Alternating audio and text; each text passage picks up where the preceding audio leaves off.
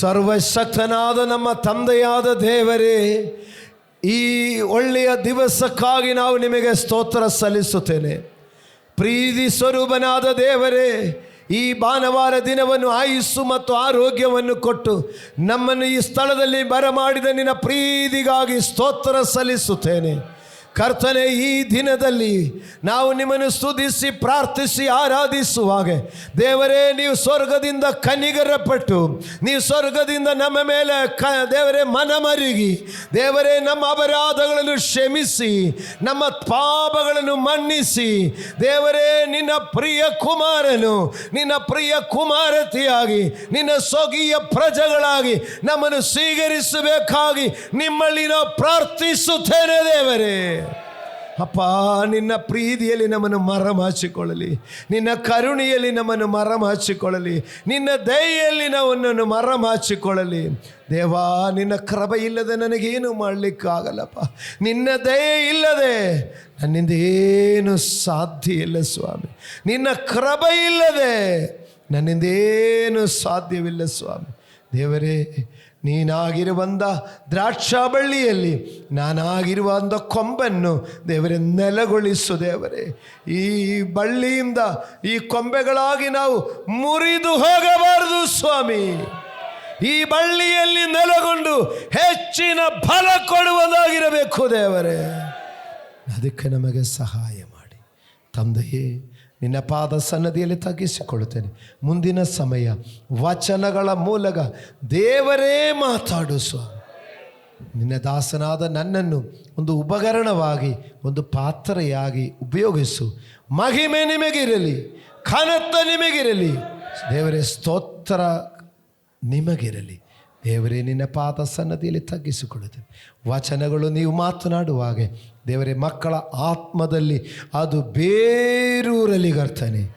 ಜೀವವುಳ್ಳ ವಾಕ್ಯ ಕೀಲು ಮಜ್ಜೆಗಳನ್ನು ತೂರಿ ಹೋಗಿ ಪ್ರಾಣ ಆತ್ಮಗಳನ್ನು ವಿವೇಚಿಸಿ ಅದು ಕಾರ್ಯ ಸಾಧ್ಯ ಮಾಡಲಿ. ವಚನ ಕಾರ್ಯ ಸಾಧ್ಯ ಮಾಡಲಿ. ತಂದೆ, ನಿನ್ನ ಪಾದ ಬಳಿಯಲ್ಲಿ ತಗ್ಗಿಸಿಕೊಂಡು ಪ್ರಾರ್ಥಿಸುತ್ತೇನೆ. ಪರಲೋಕದ ತಂದೆಯಾದ ದೇವರೇ, ಆಮೆನ್. ಪ್ರಾರ್ಥನೆ ಕೇಳಿದ ದೇವರಿಗೆ ಎರಡು ಕೈಗಳೆತ್ತಿ ಶಬ್ದವಾಗಿ ಸ್ತೋತ್ರ ಮಾಡೋಣ.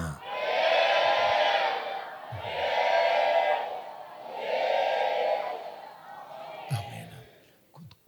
ಕೂತ್ಕೊಳ್ಳಿರಿ. Praise God Jesus. ಹಲ್ಲೆಲೂಯಾ. ದೇವರ ಪರಿಶುದ್ಧ ನಾಮಕ್ಕೆ ಸ್ತೋತ್ರವಾಗಲಿ. ನಾವು ಇವತ್ತಿನ ಧ್ಯಾನಕ್ಕಾಗಿ 2 ಅರಸುಗಳ ಪುಸ್ತಕ 2ನೇ ಅಧ್ಯಾಯದ 9ನೇ ವಾಕ್ಯ ಪ್ರಥಮವಾಗಿ ನಾವು ಓದಿಕೊಳ್ಳೋಣ. ಅವರು ಆಚೆ ದಡಕ್ಕೆ ಸೇರಿದ ಮೇಲೆ ಎಲೀಯನು ಎಲೀಷನನ್ನು, ನಿನ್ನನ್ನು ಬಿಟ್ಟು ಹೋಗುವ ಮೊದಲು ನಾನು ನಿನಗೋಸ್ಕರ ಏನು ಮಾಡಬೇಕೆನ್ನುತ್ತಿ ಹೇಳು ಎಂದು ಹೇಳಿದನು.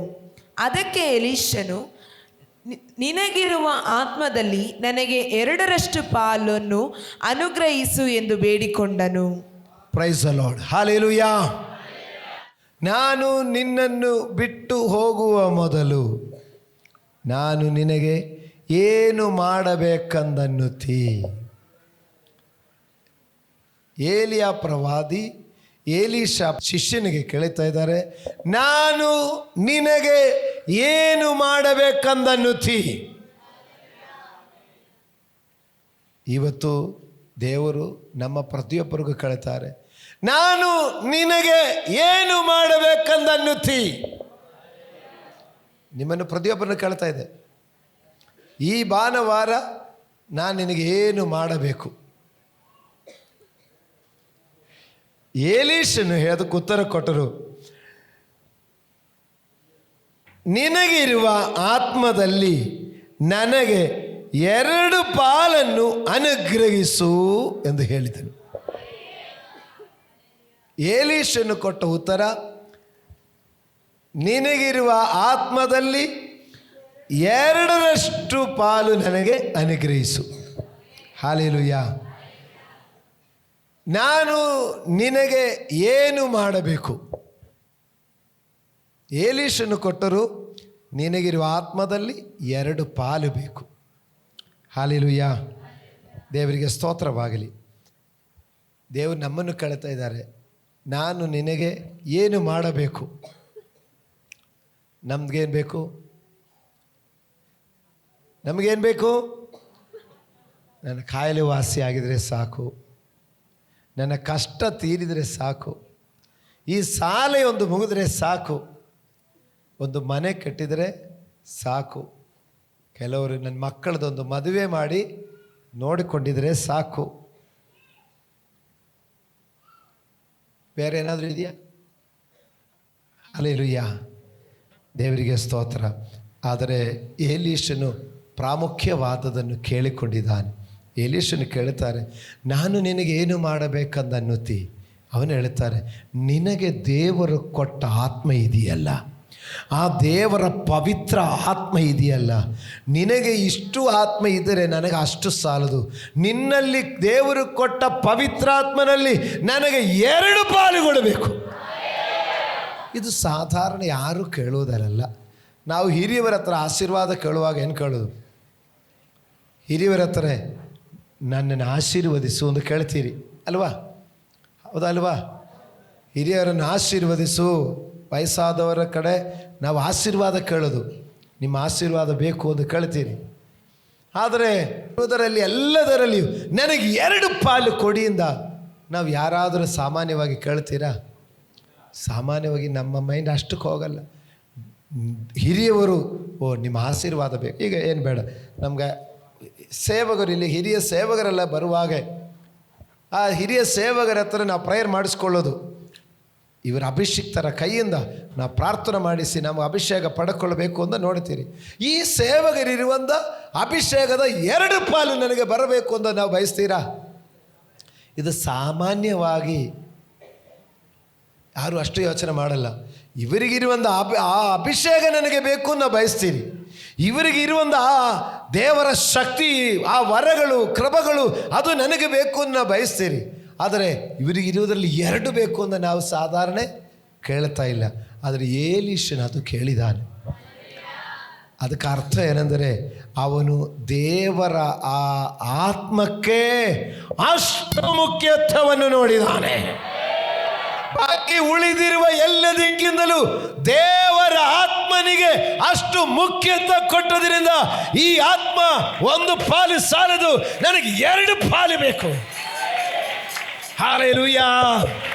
ಯಾಕೆಂದರೆ ಏಲಿಯ ಪ್ರವಾದಿಯನ್ನು ಸೂಕ್ಷ್ಮವಾಗಿ ನೋಡುವಾಗ ಅವನಲ್ಲಿರುವಂಥ ದೇವರಾತ್ಮನಿಂದ ಇಷ್ಟೆಲ್ಲ ಕಾರ್ಯ ನಡೆದಿದ್ದರೆ, ನಾನು 2ರಷ್ಟು ಪಾಲು ಮಾಡಿಕೊಂಡಿದ್ದರೆ ನನ್ನಿಂದ ಇನ್ನೂ ಎಷ್ಟೋ ದೇವರಿಗಾಗಿ ಮಾಡಬಹುದಲ್ಲ ಎಂದ ಚಿಂತೆ ಬಂದುಬಿಟ್ರು.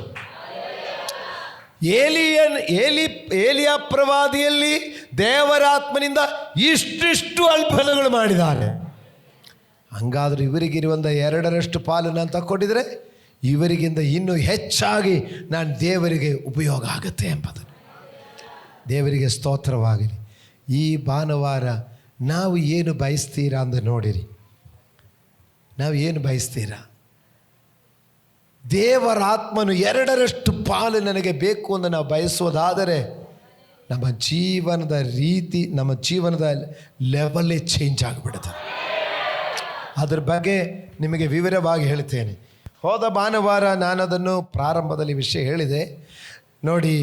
ಒಬ್ಬ ಅಭಿಷಿಕ್ತರ ಪ್ರಾಧಾನ್ಯದ ಬಗ್ಗೆ ನಾನು ಹೇಳಿದೆ.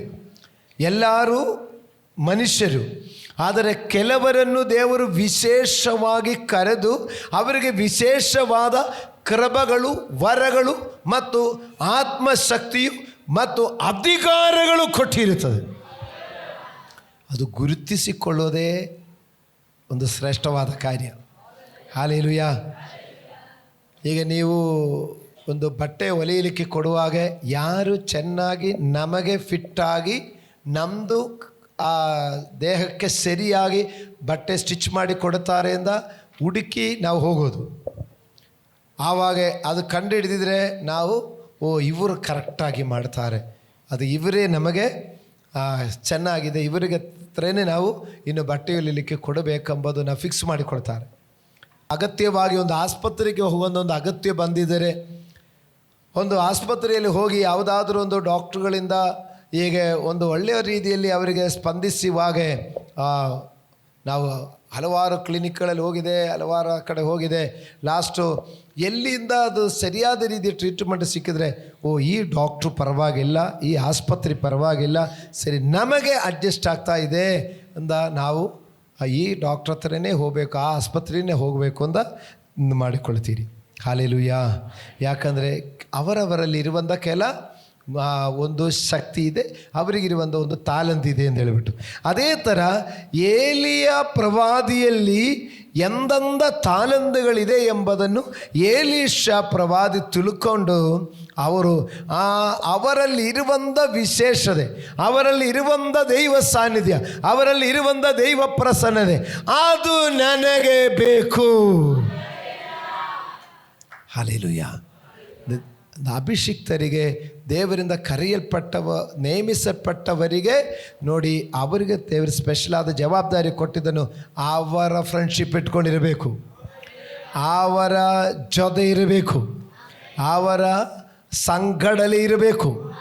ಓಕೆ, ಇದರಲ್ಲಿ ಏಲಿಯ ಪ್ರವಾದಿಯ ಹಿಂದೆ ಏಲೀಷ ಪ್ರವಾದಿ. ಏಲೀಷ ಪ್ರವಾದಿಯನ್ನು ಆಯ್ಕೆ ಮಾಡುವಾಗ ಅವರೇನು ಮಾಡ್ತಾಯಿದ್ರು? ವ್ಯವಸಾಯ ಮಾಡ್ತಾಯಿದ್ರು. ಸರಿ, ನಾನು ಮತ್ತು ಜೆನ್ಸ್ಗೆ ಕೇಳ್ತೀನಿ, ವ್ಯವಸಾಯದಲ್ಲಿ ಏಲಿಯ ಪ್ರವಾದಿ ಬರುವಾಗ ಏಲೀಷ ಪ್ರವಾದಿ ವ್ಯವಸಾಯದಲ್ಲಿ ಏನು ಕೆಲಸ ಮಾಡ್ತಾಯಿದ್ರು? ನೇಗಿಲಿಡಿದು ನೆಲ ಉಳುತ್ತಾ ಇದ್ದರು. ಮಕ್ಕಳಿಗೆ ಕೇಳ್ತೀನಿ, ಎಷ್ಟನೇ ಜೋಡಿ ಎತ್ತಿನ ಜೊತೆಯಲ್ಲಿದ್ದರು ಏಲೀಷ ಪ್ರವಾದಿ? 12 ಜೋಡಿ ಎತ್ತುಗಳನ್ನು ಇಟ್ಟುಕೊಂಡು ನೆಲ ಉಳುವಾಗ 12ನೇ ಜೋಡಿಯ ಜೊತೆಯಲ್ಲಿದ್ದನು.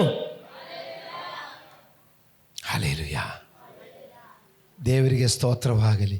ನೆಲ ಉಳುತ್ತಾ ಇದ್ದ ಒಂದು ವ್ಯವಸಾಯಕಾರನಾಗಿದ್ದ ಏಲೀಷನಿಗೆ ಏಲಿಯ ಪ್ರವಾದಿ ಹೇಳಿದೆ, ದೇವರು ನಿನ್ನನ್ನು ನನ್ನ ಹಿಂದೆ ಬರಲಿಕ್ಕಾಗಿ ಕರೆದಿದ್ದಾನೆ. ಇವನಿಗೆ ಪ್ರವಾದಿಯಾಗಬೇಕು ಎಂದು ಆಸೆ ಇರಲಿಲ್ಲ, ಪ್ರವಾದಿ ಶಿಷ್ಯನಾಗಲಿಕ್ಕೂ ಆಸೆ ಇರಲಿಲ್ಲ. ಇವನಿಗೆ ಒಂದೇ ಆಸೆ, ಕೊಟ್ಟ ನೆಲದಲ್ಲೆಲ್ಲ ಒಳ್ಳೆ ವ್ಯವಸಾಯ ಮಾಡಬೇಕು, ಒಳ್ಳೆಯ ವರಿಮಾನ ಮಾಡಬೇಕು, ಇದೊಂದೇ ಉದ್ದೇಶ ಇತ್ತು. ಆದರೆ ಅವನ ಕರೆವಿಗೆ ದೇವರಿಂದ ಬಂದಿತು. ಏಲಿಯ ಪ್ರವಾದಿ ಏಲೀಷನ ಮೇಲೆ ತನ್ನ ಕಂಬಳಿಯನ್ನು ಹಾಕಿಬಿಟ್ರು. ನೆಲ ಉಳುತ್ತಾ ಇರುವವನ ಮೈ ಮೇಲೆ ಏಲಿಯ ಪ್ರವಾದಿ ಹೋಗಿ ಏಲೀಷನ ಮೇಲೆ ಕಂಬಳಿ ಹಾಕಿಬಿಟ್ಟರು. ಕಂಬಳಿ ಅವನ ಮೇಲೆ ಬಿದ್ದ ಕೂಡಲೇ ಅವನು ಮನುಷ್ಯನ ಬದಲಾವಣೆ ಆಯಿತು, ಅವನ ಮನಸ್ಸು ಚೇಂಜ್ ಆಯಿತು, ಅವನ ಚಿಂತನೆಗಳು ಚೇಂಜ್ ಆಯಿತು, ಅವನ ವಿಚಾರ ಚೇಂಜ್ ಆಯಿತು. ಅವನು ನೆಲ ಉಳುವ ಎತ್ತುಗಳನ್ನು ಆ ನೆಲದಿಂದ ಮೇಲಕ್ಕೆ ತೆಗೆದುಕೊಂಡು ಬಂದು ಅವುಗಳನ್ನು ಸ್ನಾನ ಮಾಡಿಸಿ, ಅವುಗಳನ್ನು ತೊಳೆದು, ಅವುಗಳನ್ನು ಕಡಿದು, ಅವುಗಳನ್ನು ಜನರಿಗೆ ಆಹಾರ ಕೊಟ್ಟು ಅವನು ಏಲಿಯನ ಹಿಂದೆ ಹೊರಟೋಗ್ಬಿಟ್ಟು. ಇಷ್ಟು ಬೇಗನೆ ಇಷ್ಟೊಂದು ಚೇಂಜ್ ಎಲ್ಲಿಂದ ಬಂದಿತ್ತು? ಅವನ ಮೇಲೆ ಬಿದ್ದ ಕಂಬಳಿಯಲ್ಲಿರುವ ಏಲಿಯನ ಅಭಿಷೇಕ.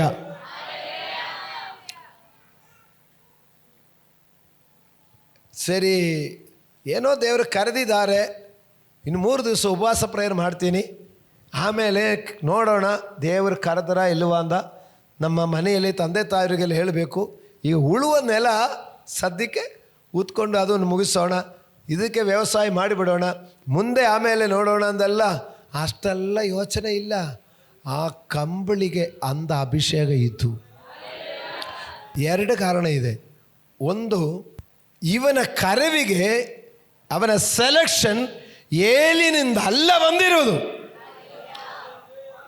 ಏಲಿಯನು ಅವನ ಪ್ರವಾದಿಯ ಸೇವೆ ಮುಗಿಯಲಿಕ್ಕೆ ಬರುವಾಗ ಅವನ ದೇವರಿಗೆ ಹೇಳ್ತಾ, ದೇವರೇ ಸಾಕು, ನನಗೆ ಪ್ರವಾದಿಯ ಸೇವೆ ಸಾಕು, ನನ್ನ ಪ್ರಾಣವನ್ನು ತೆಗೆದು ಬಿಡು ಅಂತ ಹೇಳಿದೆ. ರಿಟೈರ್ಮೆಂಟ್ ಕೇಳಿದೆ ಅವನು. ಆವಾಗ ದೇವರು ಹೇಳಿದೆ, ನೀನು ಹೋಗಿ ಶಾಫಾಟನ ಮಗನಾದ ಏಲೀಷನನ್ನು ನೀನು ಪ್ರವಾದಿಯಾಗಿ ಅಭಿಷೇಕ ಮಾಡು. Hallelujah, hallelujah. ನೋಡಿ, ಅವನ ಸೆಲೆಕ್ಷನ್, ಏಲೀಷನ ಸೆಲೆಕ್ಷನ್ ಯಾರಿಂದ ಬಂದಿದೆ? ಯಾರಿಂದ? ಈಗ ದೇವರಿಂದ ಸೆಲೆಕ್ಷನ್ ಆಗಿರುವುದು. ಆಮೇಲೆ ಆ ಸೆಲೆಕ್ಷನನ್ನು ಅದನ್ನು ಡಿಕ್ಲೇರ್ ಮಾಡಿರುವುದು ಏಲಿಯನು. ಸೆಲೆಕ್ಷನ್ ದೇವರದು, ಅದನ್ನು ಖಚಿತಪಡಿಸಿರುವುದು ಏಲಿಯನು. ಹೀಗೆ ದೇವರ ಸೆಲೆಕ್ಷನು ಮತ್ತು ದೇವರ ಅಭಿಷಿಕ್ತನಿಂದ ಅದನ್ನು ಖಚಿತಪಡಿಸುವಾಗ ಮನುಷ್ಯನು ಚೇಂಜ್ ಆಗುತ್ತದೆ.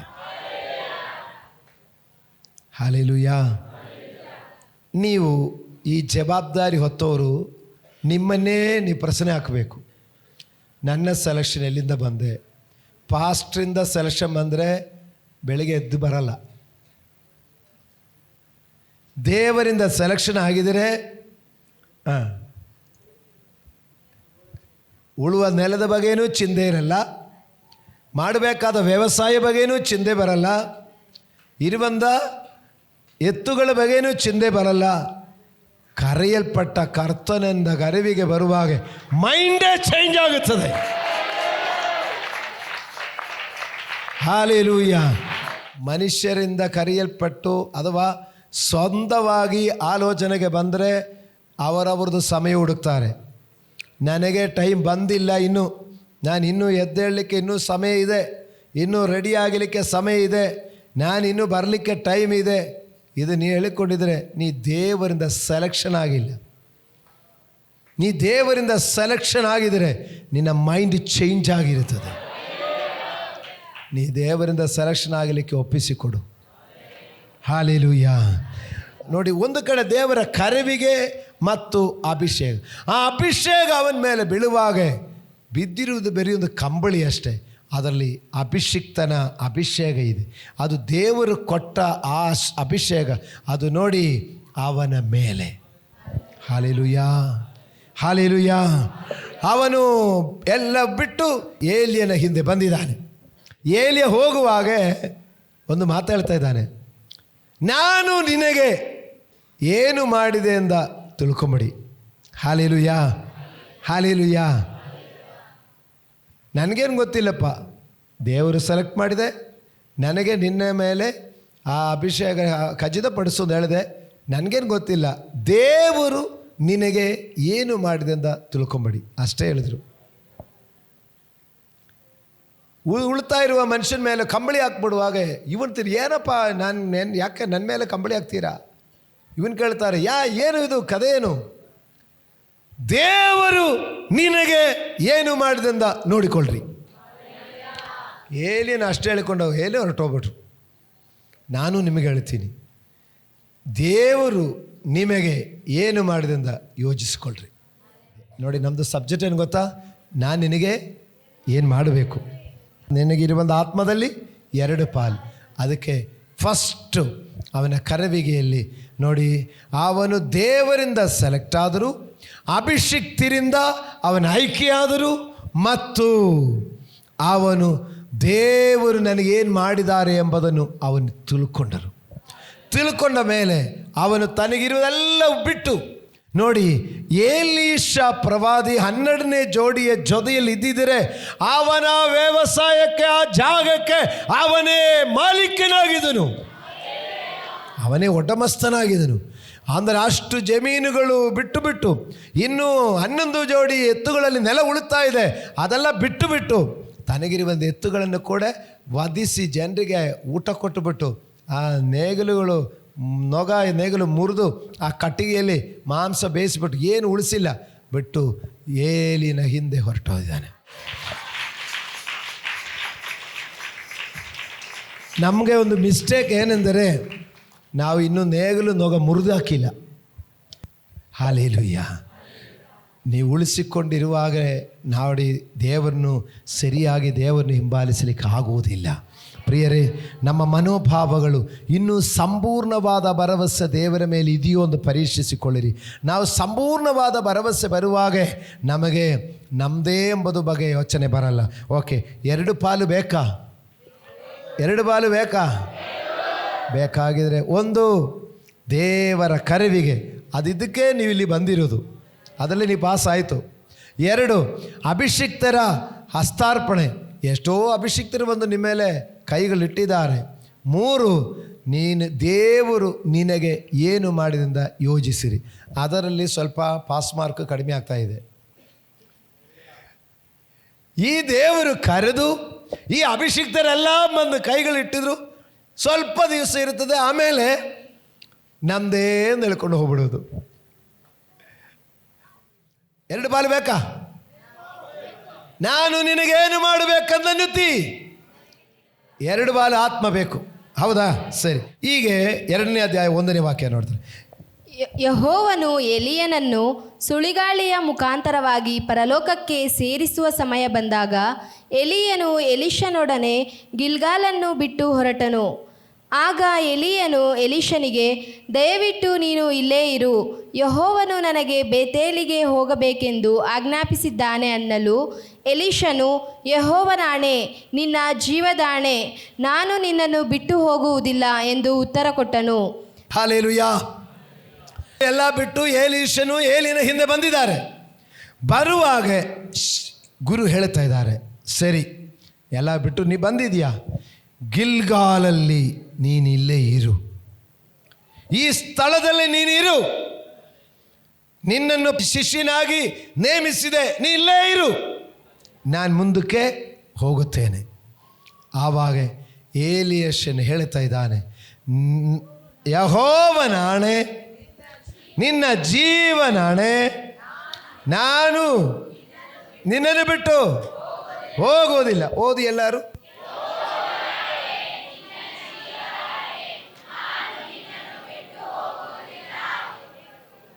ಎರಡರಷ್ಟು ಪಾಲು ಹೊಂದಿಕೊಳ್ಳಲಿಕ್ಕಾಗಿ ಎಲೀಷ ಹೇಳ್ತಾ ಇದ್ದಾನೆ, ಯೆಹೋವನಾಣೆ, ನಿನ್ನ ಜೀವನಾಣೆ, ನಾನು ನಿನ್ನನ್ನು ಬಿಟ್ಟು ಹೋಗೋದಿಲ್ಲ. ಯಾಕಂದ್ರೆ ನಿನ್ನಲ್ಲಿ ದೇವರ ಆತ್ಮ ಇದೆ. ಅದ ಕಂಬಳಿ ಬೀಳುವಾಗ ನನಗೆ ಗೊತ್ತಾಯ್ತು, ನಾನು ಬಿಟ್ಟು ಹೋಗಲ್ಲ. ನಾವು 2ರಷ್ಟು ಬೇಕು ಅಂತ ಹೇಳಿಕೊಂಡು ನಾವು ಒಂದು ಸಾರಿ ಅರ್ಜಿ ಕೊಟ್ಟುಬಿಟ್ಟು ನಾವು ಸುಮ್ಮನೆ ಇದ್ದರೆ ಆಗಲ್ಲ. ಈ ಗಿಲ್ಗಾಲಲ್ಲಿರು. ಗಿಲ್ಗಾಲ್ ಎಂದು ಹೇಳಿದರೆ ಅರ್ಥ ಏನದು ಗೊತ್ತಾ? ಅದು ಜ್ಞಾಪಕ ಸ್ಥಳ. ಯೆಹೋಶುವನ ಪುಸ್ತಕ 4ನೇ ಅಧ್ಯಾಯ 20ನೇ ವಾಕ್ಯ ನೋಡಿ. ಯೆಹೋಶುವನ ಪುಸ್ತಕ 4ನೇ ಅಧ್ಯಾಯ 20ನೇ ವಾಕ್ಯ. ಯೆಹೋಶುವನು ಯೋರ್ದಾನಿನಿಂದ ತೆಗೆದುಕೊಂಡು ಬಂದ 12 ಕಲ್ಲುಗಳನ್ನು ಗಿಲ್ಗಾಲಿನಲ್ಲೇ ನಿಲ್ಲಿಸಿ ಇಸ್ರಾಯೇಲ್ಯರಿಗೆ, ಮುಂದಣ ಕಾಲದಲ್ಲಿ ನಿಮ್ಮ ಮಕ್ಕಳು ಈ ಕಲ್ಲುಗಳನ್ನು ಯಾಕೆ ನಿಲ್ಲಿಸಿದ್ದೀರೆಂದು ನಿಮ್ಮನ್ನು ಕೇಳಿದರೆ ನೀವು ಅವರಿಗೆ, ಇಸ್ರಾಯೇಲ್ಯರು ಒಣನೆಲವಾಗಿದ್ದ ಈ ಯೋರ್ದಾನನ್ನು ದಾಟಿ ಬಂದದ್ದಕ್ಕಾಗಿ ಎಂದು ಹೇಳಿರಿ. ಹಲ್ಲೆಲೂಯಾ. ನೋಡಿ, ಇಸ್ರಾಯೇಲ್ ಮಕ್ಕಳು ಐಗುಪ್ತ ದೇಶದಿಂದ ಪ್ರಯಾಣ ಮಾಡಿ ಬಂದು ಅವರು ಕಾನಾನ್ ಸೇರಲಿಕ್ಕೆ ಮುಂಚಿತವಾಗಿ ಯೋರ್ದಾನ್ ಹೊಳೆಯನ್ನು ದಾಟಬೇಕಾಯಿತು. ಮೋಸೆಯ ನಾಯಕತ್ವದಲ್ಲಿ ಅವರು ಕೆಂಪು ಸಮುದ್ರ ವಿಭಾಗ ಮಾಡಿ ದಾಟಿ ಬಂದರು. ಆದರೆ ಮೋಸೆಯ ಶಿಷ್ಯನಾಗಿರುವ ಯೆಹೋಶುವನ ನಾಯಕತ್ವದಲ್ಲಿ ಯೋರ್ದಾನ್ ಹೊಳೆಯನ್ನು ಅವರು ವಿಭಾಗಿಸಿ ಅದನ್ನು ದಾಟಿ ಮುಂದೆ ಬಂದರು. ಆದರೆ ಇದು ಮುಂದಿನ ತಲೆಮಾರುಗಳಿಗೆ ಹೇಳಿದರೆ ಅವರು ನಂಬಬೇಕು ಅಂದಿಲ್ಲ. ಅದಕ್ಕೆ ದೇವರು ಯೆಹೋಶುವನಿಗೆ ಹೇಳಿದೆ, ನೀವು ಯೋರ್ದಾನ್ ಹೊಳೆಯನ್ನು ಒಣನೆಲವಾಗಿ ದಾಟುವಾಗ ಆ ಹೊಳೆಯ ಮಧ್ಯಭಾಗದಲ್ಲಿರುವಂಥ 12 ಕಲ್ಲುಗಳು ತೆಗೆದುಕೊಂಡು ಬರಬೇಕು. ಈ 12 ಕಲ್ಲುಗಳನ್ನು ತೆಗೆದುಕೊಂಡು ಬಂದು ಗಿಲ್ಗಾಲ್ ಎಂಬ ಪಟ್ಟಣದಲ್ಲಿ ಈ 12 ಕಲ್ಲುಗಳು ನೀವು ಜ್ಞಾಪಕ ಸ್ತಂಭವಾಗಿ ಅಲ್ಲಿ ನಿಲ್ಲಿಸಬೇಕು. ಇದು ತಲೆಮಾರು ಅಲ್ಲಿ ಕಲ್ಲು ನಿಲ್ಲಿಸಿರುವುದು ನೋಡುವಾಗ ಮಕ್ಕಳು ಕೇಳ್ತಾರೆ, ಮೊಮ್ಮಕ್ಕಳು ಕೇಳ್ತಾರೆ, ಏನಿದು ಈ ಕಲ್ಲುಗಳು, ಸುಮ್ಮನೆ ಕಲ್ಲು ಇದು, ಏನಿದು ಅಂತ ಕೇಳ್ತಾರೆ.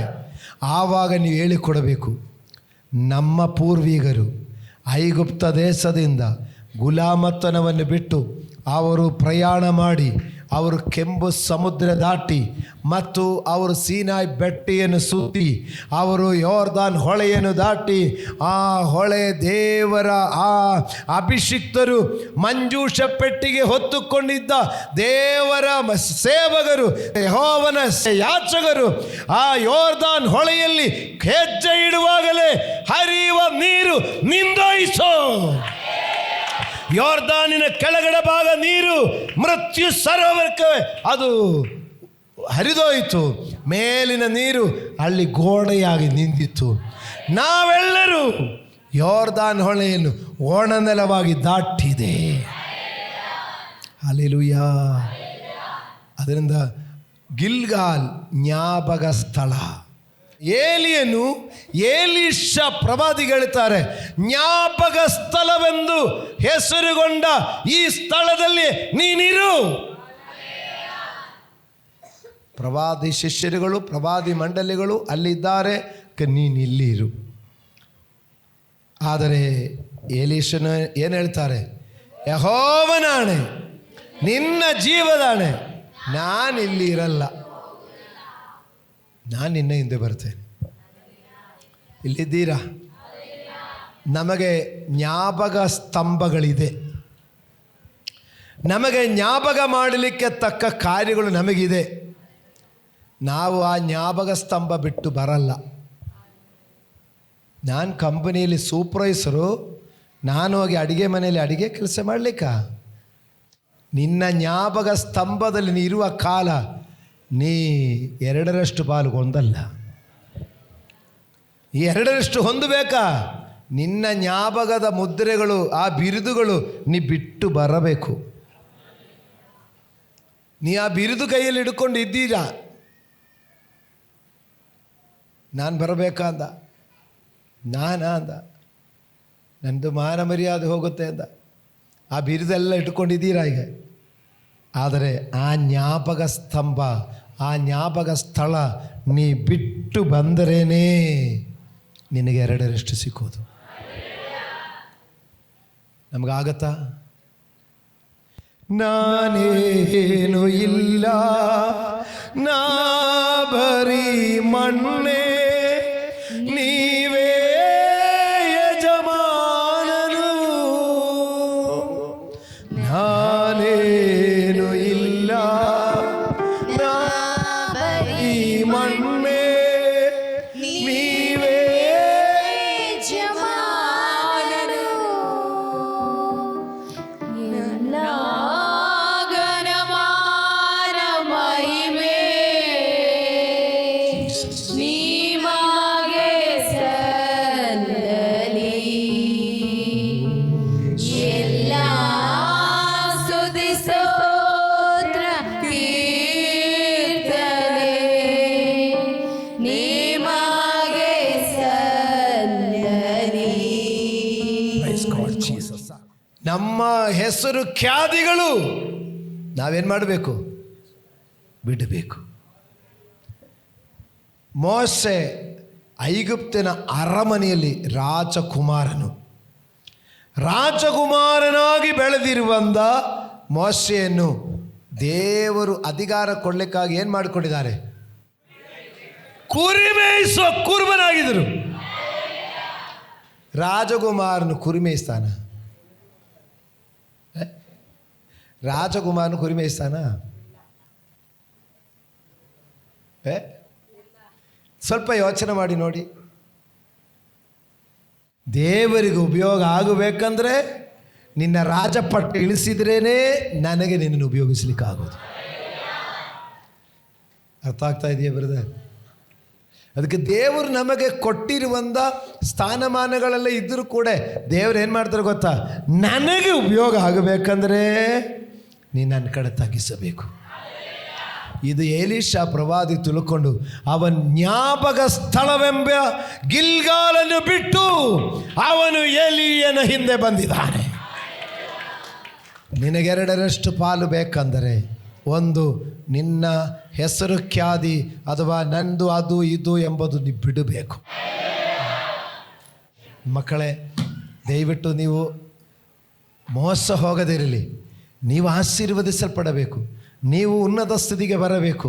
ಆದರೆ ಅದರಿಂದ ನಮ್ಮ ಜ್ಞಾಪಕ ಸ್ತಂಭಗಳು ನೀವು ಬಿಟ್ಟಿದ್ದರೆ ನೋಡಿ, ಗಿಲ್ಗಾಲು ಜ್ಞಾಪಕ ಸ್ಥಳ, ಅದು ಗಿಲ್ಗಾಲ್ ಬಿಡಬೇಕು. ಬೇಕಾ 2 ಪಾಲು? ನಾನು ನಿನಗೆ ಏನು ಮಾಡಬೇಕಂದನ್ನುತ್ತೀ. 2 ಪಾಲು ಆತ್ಮ ಬೇಕು. ಗಿಲ್ಗಾಲು ಬಿಟ್ಟು ಎಲೀಷನು ಏಲಿಯನ ಹಿಂದೆ ಬಂದನು. ನನ್ನ ಹೆಸರು ಖ್ಯಾತಿಗಳು, ನನ್ನ ಸ್ಟ್ಯಾಂಡರ್ಡು, ನನ್ನ ಪೊಸಿಷನು, ನನ್ನ ದುಡ್ಡು ಕಾಸು ಆಸ್ತಿ ಇದೆಲ್ಲ ಹೇಳಿಕೊಂಡಿದ್ದರೆ ದೇವರು ಎಲ್ಲ ಇಟ್ಕೊಳ್ಳಪ್ಪ, ಚೆನ್ನಾಗಿ ಇಟ್ಕೊಂಡಿರು ಅಂತ ಹೇಳ್ತಾರೆ. ಆದರೆ ಗಿಲ್ಗಾಲು ನೀ ಬಿಡುವುದಾದರೆ ನಿನಗೊಂದು ಅಭಿವೃದ್ಧಿ ಇರುತ್ತದೆ. ಒಂದು ಗಿಲ್ಗಾಲು. 2 ಗಿಲ್ಗಾಲು ಬಿಟ್ಟು ಅವನೆಲ್ಲಿಕ್ಕೆ ಬಂದನು? ಅವನು ಬೇಥೇಲಿಕ್ಕೆ ಬಂದನು. 3ನೇ ವಾಕ್ಯ, ಅವರಿಬ್ಬರು ಬೇಥೇಲಿಗೆ ಹೋದರು. ಬೇಥೇಲಿನ ಪ್ರವಾದಿ ಮಂಡಳಿಯವರು ಎಲೀಷನನ್ನು ಎದುರುಗೊಂಡು ಅವನನ್ನು, ಯೆಹೋವನು ಈ ಹೊತ್ತು ನಿನ್ನ ಯಜಮಾನನನ್ನು ನಿನ್ನ ಬಳಿಯಿಂದ ಮೇಲಕ್ಕೆ ತೆಗೆದುಕೊಳ್ಳುವನೆಂಬುದು ನಿನಗೆ ಗೊತ್ತುಂಟೋ ಎಂದು ಕೇಳಿದನು. ಅದಕ್ಕೆ ಅವನು, ಗೊತ್ತುಂಟು, ಸುಮ್ಮನಿರಿ ಅಂದನು. ಏಲಿಯನು ಎಲೀಷನಿಗೆ, ದಯವಿಟ್ಟು ಇಲ್ಲೇ ಇರು, ಯೆಹೋವನು ನನಗೆ ಯೆರಿಕೋವಿಗೆ ಹೋಗಬೇಕೆಂದು ಆಜ್ಞಾಪಿಸಿದ್ದಾನೆ ಎಂದು ಹೇಳಿದನು. ಹಲ್ಲೆಲೂಯಾ. ಅವನ್ ಗಿಲ್ಗಾಲ್ ಬಿಟ್ಟು ಅವನು ಬೇಥೇಲಿಕ್ಕೆ ಬಂದರು. ಬೇಥೇಲ್ ದೇವರ ಆರಾಧನೆಯ ಸ್ಥಳ. ಅಬ್ರಹಾಮನು ಅವನು ತೋರಿಸಲಿಕ್ಕಿರುವಂಥ ದೇಶಕ್ಕೆ ಬಂದು ಅವನು ಕಾನಾನ್ ದೇಶದಲ್ಲಿ ಬಂದಿರುವಾಗ ಅಬ್ರಹಾಮನು ಬಂದು ಅವನು ಪ್ರಥಮವಾಗಿ ದೇವರಿಗೆ ಯಜ್ಞ ವೇದಿಯನ್ನು ಕಟ್ಟಿ ಆರಾಧನೆ ಮಾಡಿದ ಸ್ಥಳ. ಅವನು ಬೇಥೇಲಿಕ್ಕೆ ಬಂದರು. 2 ಪಾಲು ಬೇಕಾ? ನಿನ್ನ ಗಿಲ್ಗಾಲು ಬಿಟ್ಟು, ಜ್ಞಾಪಕಕ್ಕಿರುವಂಥವುಗಳು ಬಿಟ್ಟು ನೀ ಎಲ್ಲಿಕ್ಕೆ ಬರಬೇಕು? ನೀ ಬೇಥೇಲಿಕ್ಕೆ ಬರಬೇಕು. ನೀ ಆರಾಧನೆಗೆ ಬರಬೇಕು. ಬೇಕಾ 2 ಪಾಲು? ನೀ ಬೇಥೇಲಿಗೆ ಬರಬೇಕು. ಬೇಥೇಲ್ ಅಂದರೆ ಆರಾಧನೆಯ ಸ್ಥಳ. ಆರಾಧನೆಗೆ ಬರಬೇಕು. ಬಂದು ಆರಾಧಿಸಬೇಕು. ಆರಾಧನೆಗೆ ಬಂದರೂ ಸಾಲದು, ಆರಾಧಿಸಬೇಕು. ಈ ಮಕ್ಕಳು ಮುಂದೆ ಆಡುವಾಗ ಜೊತೆಯಲ್ಲಿ ಆಡಬೇಕು. ಆರಾಧಿಸುವಾಗ ಅಲ್ಲಿ ಏನಿರುತ್ತದೆ? 2 ಪಾಲಾತ್ಮನು. ಸರಿಯಪ್ಪ, ನೀನು ಜ್ಞಾಪಕ ಸ್ಥಳದಲ್ಲಿ ಇರು ಅಂತ ಹೇಳಿದ್ರೆ ಇರಲಿಲ್ಲ. ಇಲ್ಲಿ ಆರಾಧನೆಯ ಸ್ಥಳ ಇದೆ, ಇಲ್ಲೇ ಇರು. ಯಾರು ಹೇಳಿದ್ದಾರೆ? ಏಲಿಯನ್ ಹೇಳ್ತಾನೆ, ಏಲಿ ಶಿಷ್ಯ, ನೀ ಇಲ್ಲೇರಪ್ಪ, ನೀ ಆರಾಧನೆ ಮಾಡಿಕೊಂಡಿರು, ನಾನು ಯೆರಿಕೋಕ್ಕೆ ಹೋಗ್ತೇನೆ. ಆವಾಗ ಪ್ರವಾದಿ ಶಿಷ್ಯರುಗಳು ಸುಮಾರು ಜನ ಶಿಷ್ಯರುಗಳಿದ್ದರು. ಪ್ರವಾದಿ ಶಿಷ್ಯರುಗಳು ಸುಮಾರು ಜನ ಕೇಳ್ತಾನೆ, ಯೆಹೋವನು ಈ ಹೊತ್ತು ನಿನ್ನ ಯಜಮಾನನನ್ನು ಮೇಲಕ್ಕೆ ತೆಗೆದುಕೊಂಡು ಹೋಗುತ್ತಾನಿಂದ ಗೊತ್ತಾ ನಿನಗೆ? ಅವರೆಲ್ಲ ಗೊತ್ತೋರು, ಅವರೆಲ್ಲ ತಿಳ್ಕೊಂಡಿದ್ದಾರೆ. ಆದರೆ ಎಲೀಷ ಏನು ಹೇಳ್ತಾನೆ? ಗೊತ್ತುಂಟು, ಸುಮ್ಮನಿರು. ಮನುಷ್ಯನಿಗೆ ಟೆನ್ಷನ್ ಮಾಡಿಕೊಂಡಿರುವಾಗ ಬಂದು ಬೇರೆ ಮಾತಾಡ್ತಾ ಇದ್ದೀರಾ? ನಾನು 2ರಷ್ಟು ಆತ್ಮ ಪಡ್ಕೊಳ್ಳಿಕ್ಕೆ ಗುರುವಿನಿಂದ ಹೋಗ್ತಾ ಇದೆ, ನೀ ಬೇರೆ ಕಥೆಗಳು ಹೇಳ್ತಾ ಇದ್ದೀರಾ ಅಂತ. ಮತ್ತು ಇವರು ಪ್ರವಾದಿಯ ಶಿಷ್ಯರಾದರೂ ಕೂಡ ಅವರಿಗೆ 2ರಷ್ಟು ಅಭಿಷೇಕ ಥರ ಚಿಂತೆ ಇಲ್ಲ. ಅವರಿಗೆ ನಾನು ಶಿಷ್ಯನಾಗಿ ಆಯ್ಕೆ ಆಗಿದೆ, ಬಂದಿದ್ರೆ ಬರೋಷ್ಟು ಬರಲಿ ಇಂದ, ಬರೋಷ್ಟು ಬರಲಿ ಅಷ್ಟೇ. ಅವರು ಅದಕ್ಕೆ ಮೇಲೆ ಕೆತ್ತರೆ ಮೇಲೆ ಕೆತ್ತಪ್ಪ, ಇರಿಸಿದರೆ ಇರಿಸಪ್ಪ ಅಷ್ಟೇ. ಆದರೆ ಅವ್ರಿಗೆ ಅಷ್ಟೇ ಗೊತ್ತಿದ್ದು, ಅದರ ಕಾರ್ಯ ಎಲ್ಲ ಗೊತ್ತಿದೆ, ಮೇಲೆ ಕೆತ್ಕೊಳ್ತಾರೆ ಅಂತ. ಆದರೆ ಎಲೀಷ ಹೇಳ್ತಾರೆ, ನನಗೆ ಗೊತ್ತುಂಟು, ನೀ ಸುಮ್ಮನಿರು, ನಾನು ಈ ಗುರುವನ್ನು ಬಿಡಲ್ಲ, ನನ್ನ ಯಜಮಾನನನ್ನು ನಾನು ಬಿಡುವವನಲ್ಲ. ಪ್ರಿಯರೇ, 2ರಷ್ಟು ಆಶೀರ್ವಾದ, 2ರಷ್ಟು ಆತ್ಮ ಹೊಂದಿಕೊಳ್ಳಲಿಕ್ಕೆ ನೀ ಬೇಥೇಲಲ್ಲಿ ಇದ್ದರೆ ಸಾಲದು, ನೀ ಯಜಮಾನನನ್ನು ಹುಡುಕು.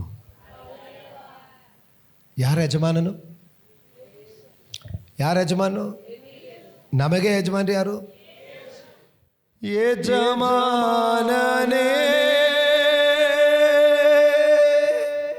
ಯಜಮಾನನೇ ನನ್ನೇಸು ರಾಜನೇ ಯಜಮಾನನೇ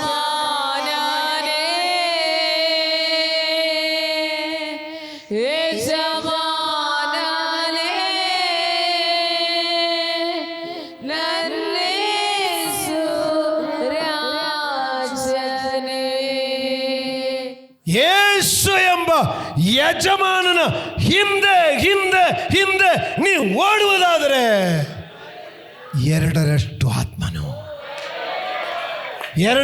ಆತ್ಮನು ನಿನ್ನ ಜೀವನದ ಸಮಸ್ಯೆಗಳು, ನಿನ್ನ ಜೀವನದ ಹೋರಾಟಗಳು, ನಿನ್ನ ಜೀವನದ ಇಕ್ಕಟ್ಟುಗಳು, ನೀ ಚಿಂತೆಯಲ್ಲಿಯೂ, ನೀ ವಿಚಾರದಲ್ಲಿಯೂ, ನೀ ವೇದನೆಯಲ್ಲಿ ಇರುವವರಲ್ಲ, ಎರಡರಷ್ಟಾಗಿ ದೇವರಾತ್ಮನು ನಿನಗೆ ಒದಗಿ ಬರಲಿಕ್ಕೆ ನಿನ್ನ ಯಜಮಾನನ್ನು ಹಿಂಬಾಲಿಸು.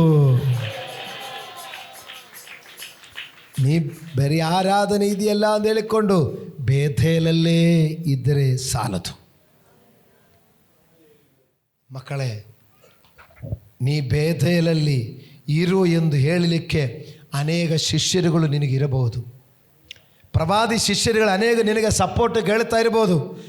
ನೀನೇ ಸರಿಯಪ್ಪ, ಇಲ್ಲಿ ನಿನ್ನ ಗುರುವನ್ನು ಎತ್ಕೊಂಡ್ಬಿಡ್ತಾರೆ, ನಿನ್ನ ಯಜಮಾನನ್ನು ಎತ್ಕೊಂಡ್ಬಿಡ್ತಾರೆ, ಅವರು ಎಷ್ಟು ಕಾಲ ಇರ್ತಾರೆ, ಅವ್ರಿಗೆ ಅಡ್ಡೆ ಎಲ್ಲ ವೈಟ್ಗಾಯಿತು, ಮನುಷ್ಯ ಮುದುಕನಾಗ್ತಾ ಇದ್ದಾನೆ, ಎಷ್ಟು ಕಾಲ ಇರ್ತಾರೆ, ಇನ್ನು ಯಾರು ಮುಂದೆ ನಡೆಸಬೇಕು, ನೀನು ಇರಬೇಕು, ನೀ ಬೇದಲಲ್ಲಿ ಇರಬೇಕು ಅಂತ ಇವ್ ಬುದ್ಧಿ ಮಾತು ಹೇಳಿಕೊಡುವಾಗ ಹೌದು ಹೌದು ಅಂದಲ್ಲ, ಇವನೇ ಹೇಳ್ತಾ ಇದ್ದಾನೆ, ಸುಮ್ಮನಿರ್ತೀರಾ?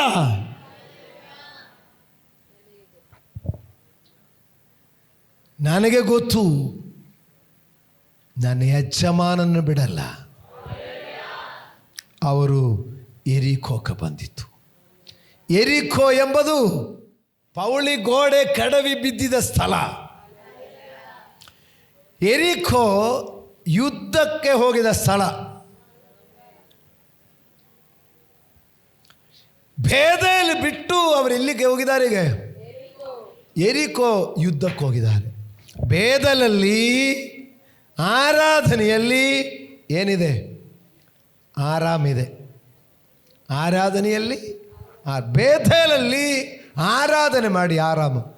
ಈಗ ಎರಿಕೋಕ್ಕೆ ಹೋದರೆ ಯುದ್ಧ. ಎರಿಕೋ ಯುದ್ಧ, ಅವನು ಸೇವೆಗೆ ಹೊರಟರು. ಎರಿಕೋ ನೋಡಿ, ನೀ ಸೇವೆಗೆ ಹೊರಡುವಾಗ, ನೀವು ಮತ್ತೊಬ್ಬರಿಗೆ ಸುವಾರ್ತೆ ಹೇಳಲಿಕ್ಕೆ ಹೋಗುವಾಗ ಅಲ್ಲಿ ಏನಿರ್ತದೆ? ಅಲ್ಲಿ ಯುದ್ಧ ಇರ್ತದೆ. ನೀ ಬೇದೇಲಲ್ಲಿ ಇರು ಅಂತ ಹೇಳುವಾಗ ಬೇದೇಲ ಆರಾಧನೆ ಆರಾಮಾಗಿದಿರ್ತದೆ. ಆದರೆ ನೀ ಎರಿಕೋಕ್ಕೆ ಹೋಗಬೇಕು. ನಾನು ನಿನಗೇನು ಮಾಡಬೇಕಂದು ಅನ್ನುತ್ತೀ? ಎರಡರಷ್ಟು ಆತ್ಮನ ಬಲ ಬೇಕಾ ಮಕ್ಕಳೇ? ಎರಡರಷ್ಟು. ನೀ ಒಂದು ಯುದ್ಧ ಸ್ಥಳಕ್ಕೆ ಹೋಗಬೇಕು. ನೀನೊಂದು ಸ್ವಾರ್ಥ ಸಾರುವವರಾಗಬೇಕು. ನೀ ಸ್ವಾರ್ಥ ಸಾರದಿದ್ದರೆ ಏನು ತೊಂದರೆ ಇಲ್ಲ. ನೀ ಸ್ವಾರ್ಥ ಸಾರಿದರೆ ಏನಾಗುತ್ತೆ? ಅಲ್ಲಿ ಸಮಸ್ಯೆ ಆಗುತ್ತೆ. ಆದರೆ ಎಲೀಷ ಹೇಳ್ತಾರೆ, ನೀ ಎರಿಕೋಕ್ಕೆ ಹೋಗಿದ್ದೀಯಾ? ನಿನಗೆ ಯುದ್ಧ ಇದ್ರೆ ತಾನೇ ನನಗೂ ಯುದ್ಧ. ಯೆಹೋವನಾಣೆ, ನಿನ್ನ ಜೀವನಾಣೆ, ನಾನು ಬರುತ್ತೇನೆ. ಎರಡರಷ್ಟು ಆತ್ಮ ಬೇಕಾ? ಎರಡರಷ್ಟು ಆತ್ಮ ಬೇಕಾ? ನೀ ಯುದ್ಧ ಅಂತ ಹೇಳಿಕೊಂಡು ನೀ ಹಿಂಜರಿಯಬಾರದು. ಇದು ಸಮಸ್ಯೆ ಅಂತ ಹೇಳಿಕೊಂಡು ಹಿಂಜರಿಯಬಾರದು. ಇದು ಹೋರಾಟ ಅಂತ ಹೇಳಿಕೊಂಡು ಹಿಂಜರಿಯಬಾರದು. ನೀ ಯುದ್ಧಕ್ಕಾದರೆ ಯುದ್ಧ, ಹೋರಾಟ ಆದರೆ ಹೋರಾಟ. ನೀ ಮುಂದೆ ಸಾಗುವುದಾದರೆ ನೋಡಿ, ಆವಾಗ ಯಜಮಾನ ಹೇಳ್ತಾನೆ, ಹಾಗಾದರೆ ನೀ ಯುದ್ಧದಲ್ಲೇ ಇದ್ದು ಬಿಡ್ತೀರಾ? ಎರಿಕೋವಿಲ್ ಇಲ್ಲೇ ಇರು ಅಂತ ಹೇಳಿದೆ. ಹಲ್ಲೆಲೂಯಾ. ಎರಿಕೋವಲ್ಲಿ ಇರುವಂಗಾದರೆ ನಾನು ಮುಂದಕ್ಕೆ ಹೋಗ್ತೇನೆ.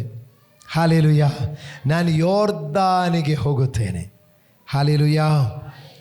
ನೋಡಿ, ಯೋರ್ದಾನ್ ಎಂದು ಹೇಳಿದರೆ ಅರ್ಥ ಗೊತ್ತಾ? ಯೋರ್ದಾನು ಅದು ತಗ್ಗಿಗೆ ಹರಿಯುವ ನದಿ. ಯೋರ್ದಾನು ತಗ್ಗಿಗೆ ಹರಿಯುವ ನದಿ. ಇವರು ಹೇಳ್ತಾರೆ, ನಾನು ತಗ್ಗಿಗೆ ಹೋಗ್ತಾ ಇದ್ದೆ. ಎಲೀಷ ಹೇಳ್ತಾರೆ, ನೀ ತಗ್ಗಕ್ಕೆ ಹೋಗಿದ್ರೆ ನಾನು ತಗ್ಗಿಗೆ ಬರ್ತೇನೆ.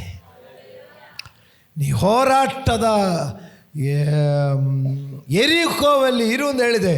ಇಲ್ಲ, ನೀನು ಹೋಗುವ ಜಾಗಕ್ಕೆ ನಾನು ಬರುತ್ತೇನೆ. ಎರಿಕೋ ದಾಟಿ ಅವನು ಯೋರ್ಧಾನಕ್ಕೆ ಬಂದು, ಯೋರ್ಧಾನ್ ತಗ್ಗಿನ ಸ್ಥಳ. ನೋಡಿ, ನಾವು ತಗ್ಗಿಸಿಕೊಳ್ಳುವರಾಗಿರಬೇಕು. ಎರಡರಷ್ಟು ಬೇಕಾ? ನಾವು ತಗ್ಗಿಸುವರಾಗಿರಬೇಕು. ಅವನು ತಗ್ಗಿನ ಕಡೆಗೆ ಬಂದು, ತಗ್ಗಿನ ಕಡೆಗೆ ಬರುವಾಗೆ ಯಜಮಾನ್ ಹೇಳ್ತಾನೆ, ಸರಿ ನೀನು ಯೋರ್ದಾನಲ್ಲೇ ಇರು, ನಾನು ಆಚೆ ದಡ್ಡಕ್ಕೆ ಹೋಗುತ್ತೇನೆ, ನೀನಿಲ್ಲೇ ಇರು. ನೀ ಪ್ರವಾದಿಯ ಶಿಷ್ಯನಾಗಿ ಇಲ್ಲೇ ಸೇವೆ ಮಾಡಿಕೊಂಡಿರು. ನಾನು ಯೋರ್ದಾನ್ ಬಿಟ್ಟು ಆಚೆ ದಡಕ್ಕೆ ಹೋಗುತ್ತೇನೆ. ಆಚೆ ದಡಕ್ಕೆ ಹೋಗೋದು ಅಂತ ಹೇಳಿದ್ರೆ ವಿಭಾಗವಾಗುತ್ತಾ ಇದೆ. ನದಿ ಆ ಕಡೆ ಆಯಿತು, ಈ ಕಡೆ ಆಯಿತು. ನದಿ ಏನಾಗಿದೆ? ವಿಭಾಗ ಆಗ್ತಾಯಿದೆ. ನೋಡಿ, ತಗ್ಗಿನ ಸ್ಥಳ ಬಿಟ್ಟು ಇನ್ನೇನಾಗ್ತಾ ಇದೆ? ಇನ್ನು ಏನಾಗ್ತಾ ಇದೆ? ವಿಭಾಗ ಆಗ್ತಾ ಇದೆ. ಅಲ್ಲಿ ಬಿಟ್ಟು ಇಲ್ಲಿಗೆ ಬರ್ತಾ ಇದೆ. ಈಗ ಜನ, ಪ್ರವಾದಿ ಶಿಷ್ಯರು, ಅಲ್ಲಿ ಸಂಬಂಧಿಗರು ಎಲ್ಲರಿಗೆ ಎಲ್ಲಿದ್ದಾರೆ? ಆ ಯೋರ್ದಾನ ಈ ಸೈಡಲ್ಲಿದೆ. ಈಗ ಏಲಿಯ ಪ್ರವಾದಿ ಹೇಳ್ತಾರೆ, ನಾನು ಆಚೆ ದಡಕ್ಕೆ ಹೋಗುತ್ತೇನೆ. ಈ ಸಂಬಂಧಗಳೆಲ್ಲ ಮುರಿದಿದೆ, ಈ ಸಂಬಂಧಗಳೆಲ್ಲ ಬಿಟ್ಟಿದೆ, ನಾನು ಆ ಕಡೆ ಹೋಗ್ತೇನೆ. ಈ ಪಾರ್ಟಿ ಹೇಳ್ತಾನೆ, ನೀನು ಹೋಗಿದರೆ ನಾನು ಬರ್ತೇನೆ. ನನಗೆ ಈ ಪ್ರವಾದಿ ಶಿಷ್ಯರುಗಳು, ಈ ಸಂಬಂಧಗಳು, ಈ ಫ್ರೆಂಡ್ಶಿಪ್ಗಳು, ಈ ಗಿರಾಕಿಗಳು, ನನಗಿದು ಬೇಡ. ನಾನು ನಿನ್ನ ಹಿಂದೆ ಬರುತ್ತೇನೆ. ಯೆಹೋವನಾಣೆ, ನನ್ನ ಜೀವನಾಣೆ, ನಾನು ಈ ಸ್ಥಳದಲ್ಲಿರಲ್ಲ, ನಾನು ಬರ್ತೇನೆ.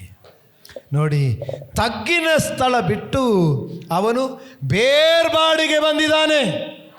ಮೊನ್ನೆ ಭಾನುವಾರ ಅಂಗಳ ಕ್ಲಾಸಲ್ಲಿ ಹೇಳಿದೆ, ಬೇರ್ಪಟ್ಟ ಜೀವನ ಇರಬೇಕು. ಬೇರ್ಪಟ್ಟ ಜೀವನ ಬೇಕು. ಎರಡರಷ್ಟು ಪಾಲು ಬೇಕಾ? ಬೇಕಾ? ನಾನು ನಿನಗೆ ಏನು ಮಾಡಬೇಕಂದನ್ನುತ್ತಿ? ಎರಡರಷ್ಟು ಪಾಲು ಬೇಕು. ಎರಡರಷ್ಟು ಪಾಲು ಬೇಕಂದರೆ ನೋಡಿ, ನೀ ಬೇರ್ಪಡಬೇಕು. ಕೆಲ ಸಂಬಂಧ ನೀ ಬಿಡಬೇಕು, ಕೆಲ ಫ್ರೆಂಡ್ಶಿಪ್ಗಳು ಬಿಡಬೇಕು. ಏಲಿಯನ್ ಹೇಳ್ತಾರೆ, ನಾನು ನದಿ ದಾಟಿ ಹೋಗ್ತಾ ಇದೆ. ನದಿ ದಾಟಿದರೆ ಮತ್ತೆ ಈ ಆಚೆ ಕಡೆಗೆ ಹೋಗ್ಲಿಕ್ಕಾಗಲ್ಲ ನಿನಗೆ. ಅದಕ್ಕೆ ಬೇಡ, ನೀ ಇಲ್ಲೇ ಇರು. ಅವನು ಹೇಳ್ತಾನೆ, ನಿನ್ನಾಣೆ ಯೆಹೋವನಾಣೆ, ನಾನು ಬಿಡಲ್ಲ, ನಾನು ಬರ್ತೇನೆ. ಅವನು ಯಾರನ್ನು ಹಿಂಬಾಲಿಸಿದರು? ಅವನು ತನ್ನ ಯಜಮಾನನನ್ನು ಹಿಂಬಾಲಿಸಿದರು. ಯಾರನ್ನು ಹಿಂಬಾಲಿಸಿದರು? ಏಲಿಯನೆಂಬ ತನ್ನ ಯಜಮಾನನನ್ನು ಏಲೀಷನು ಹಿಂಬಾಲಿಸಿದರು.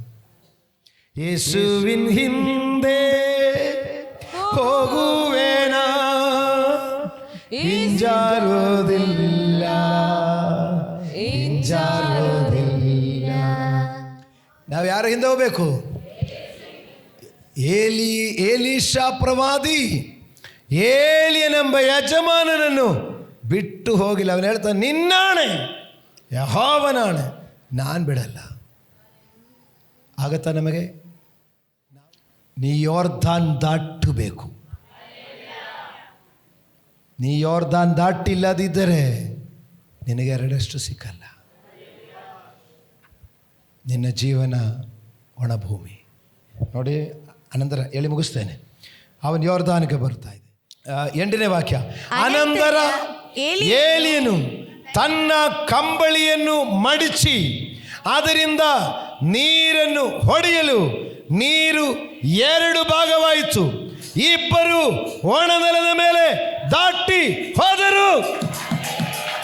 ನಿನ್ನ ಮುಂದೆ ಇರುವ ಮರಣ ಯೋರ್ದಾನು ನಿನ್ನ ಮುಂದೆ ದಾರಿ ಬಿಡ್ತಾ ಇದೆ. ಅಭಿಷೇಕದ ಕಂಬಳಿ ಮರಣದ ಯೋರ್ದಾನನ್ನು ವಿಭಾಗ ಮಾಡಿದೆ.